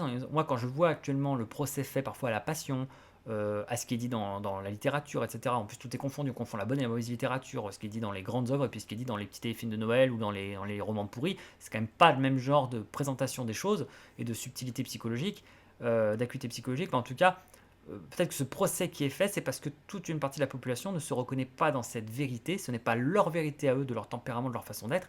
Et pour eux, du coup, c'est forcément du mensonge total. Alors que ce n'est pas du mensonge total. Mais ils le vivent comme ça, eux. Comme une injustice aussi, comme ça te fait flouer, comme une arnaque. Et donc, d'où ces révoltes. Et donc, moi, et dans ce cas-là, je me dis, bah tiens, là, ces gens-là, on leur a vendu un truc, ils n'ont pas les ressources pour y accéder, entre guillemets. C'est que c'est pas leur truc à eux. Là, on leur vend un amour-passion qu'ils ne sont pas capables de ressentir et d'inspirer et de fournir. Et du coup, ils ont complètement intégré les codes de l'amour-passion. Comme ils n'arrivent pas à les retrouver chez les autres et à les retrouver en eux-mêmes, eh bien, ils croient que c'est du mensonge. Ce n'est pas du mensonge, mais pour eux, ça ne marche pas. Et du coup, oui, pour eux, en effet, les œuvres ont menti pour eux. Voilà, donc je me dis ça, peut-être parfois, j'en sais rien. Mais ça fait un petit peu élitiste, hein, forcément. Donc évidemment, l'élitisme, tout de suite, hein, c'est pas très bien connoté, mais voilà, c'est juste une hypothèse. Voilà, en tout cas, pour cette question. Voilà, écoutez, si on m'avait fourni ça comme sujet de dissertation, voilà ce que j'aurais proposé comme réponse. Voilà, quelle aurait été ma copie. Voilà, j'ai posé la question, j'ai tenté une réponse. Voilà mes éléments. Donc je répète pas, je résume pas ma thèse. Euh, et en tout cas, juste pour finir, en tout cas, pour dire que du coup, chez ces personnes qui négligent la part de vérité qu'il y a dans l'art, la fiction et la littérature, qui pensent que ce n'est que mensonge, juste parce que ce n'est pas réel, ces personnes-là, non seulement se coupent des vérités possibles qu'il y a dedans, mais en plus, en fait, plus dommageablement, entre guillemets, se privent d'une précieuse source de réconfort qui va au-delà simplement de se changer les idées, de dire ah c'est divertissant, ça change les idées, mais vraiment d'une aide psychologique, d'une aide précieuse, d'un voilà, d'un vrai secours, euh, parce que il différencie tellement le monde de la fiction du monde réel qu'ils pensent que les deux ne peuvent pas communiquer et qu'on ne peut pas emporter des choses de l'un vers l'autre pour peut-être améliorer l'expérience du quotidien ou sa propre vie ou ses relations, la compréhension du monde qui nous entoure. Et donc c'est un gros manque à gagner, c'est un immense manque à gagner pour eux en fait de ne pas saisir ces perméabilités et ces communications entre les deux dimensions en quelque sorte, que ça communique très étroitement, qu'en fait l'art à travers les apparats du mensonge et de la métaphore et du symbole nous parle de vérité abstraite, non observables dans le réel, mais qui font partie de notre réalité à nous, d'êtres humains, d'existence. Et, et en fait, du coup, ils se coupent on va dire, de l'art, et plus précisément de la littérature, comme éventuel pharmaceutique, comme éventuel remède, traitement, pour aller mieux, pour guérir, pour soigner certaines blessures, pour régler certaines questions, voilà, pour se réconforter. Hein, ce qu'on peut appeler la pharmaceutique littéraire, qui est justement un sujet de podcast que je voulais traiter avec vous, m'intéresser à ce qu'on pourrait appeler la pharmaceutique littéraire, plus généralement la pharmaceutique artistique, ce que c'est qu'une pharmacie, presque une trousse à pharmacie, une trousse de secours littéraire ou artistique, et voilà, comment ça fonctionne, ce que c'est, et l'intérêt de la pharmaceutique littéraire. Donc écoutez, ce sera mon ouverture, vous voyez, on fait dissertation jusqu'au bout, on a fait l'introduction, on fait un développement, un dialectique, hein, une première partie concessive, une seconde partie plus antithétique, hein, une antithèse, thèse, antithèse, synthèse, on a fini par une thèse, et puis on finit avec une conclusion, et ces conclusions se finissent par une ouverture, on ouvre sur un sujet plus large, et on repart, et ainsi de suite. Vous voyez, là on a fait vraiment la dialectique, la méthodologie quasiment chiante, hein, parce que je détestais ça moi, hein. L'ironie a fait que j'ai jamais mieux compris la méthodologie que quand je n'ai plus à faire de dissertation à rendre des copies, ça m'aurait bien servi à l'époque où j'avais à en faire, j'aurais foiré moins de devoirs, mais enfin bon.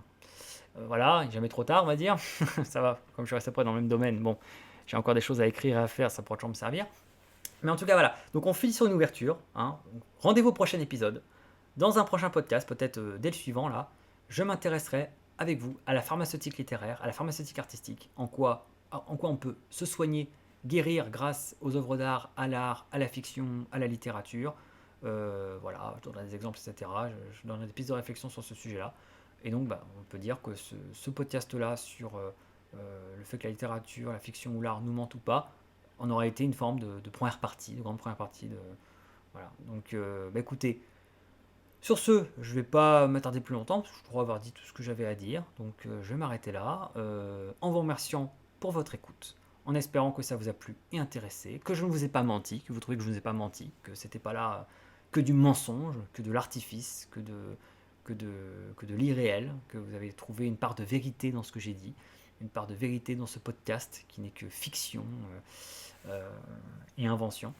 Et puis voilà, écoutez, je vous souhaite un bon retour dans le monde réel.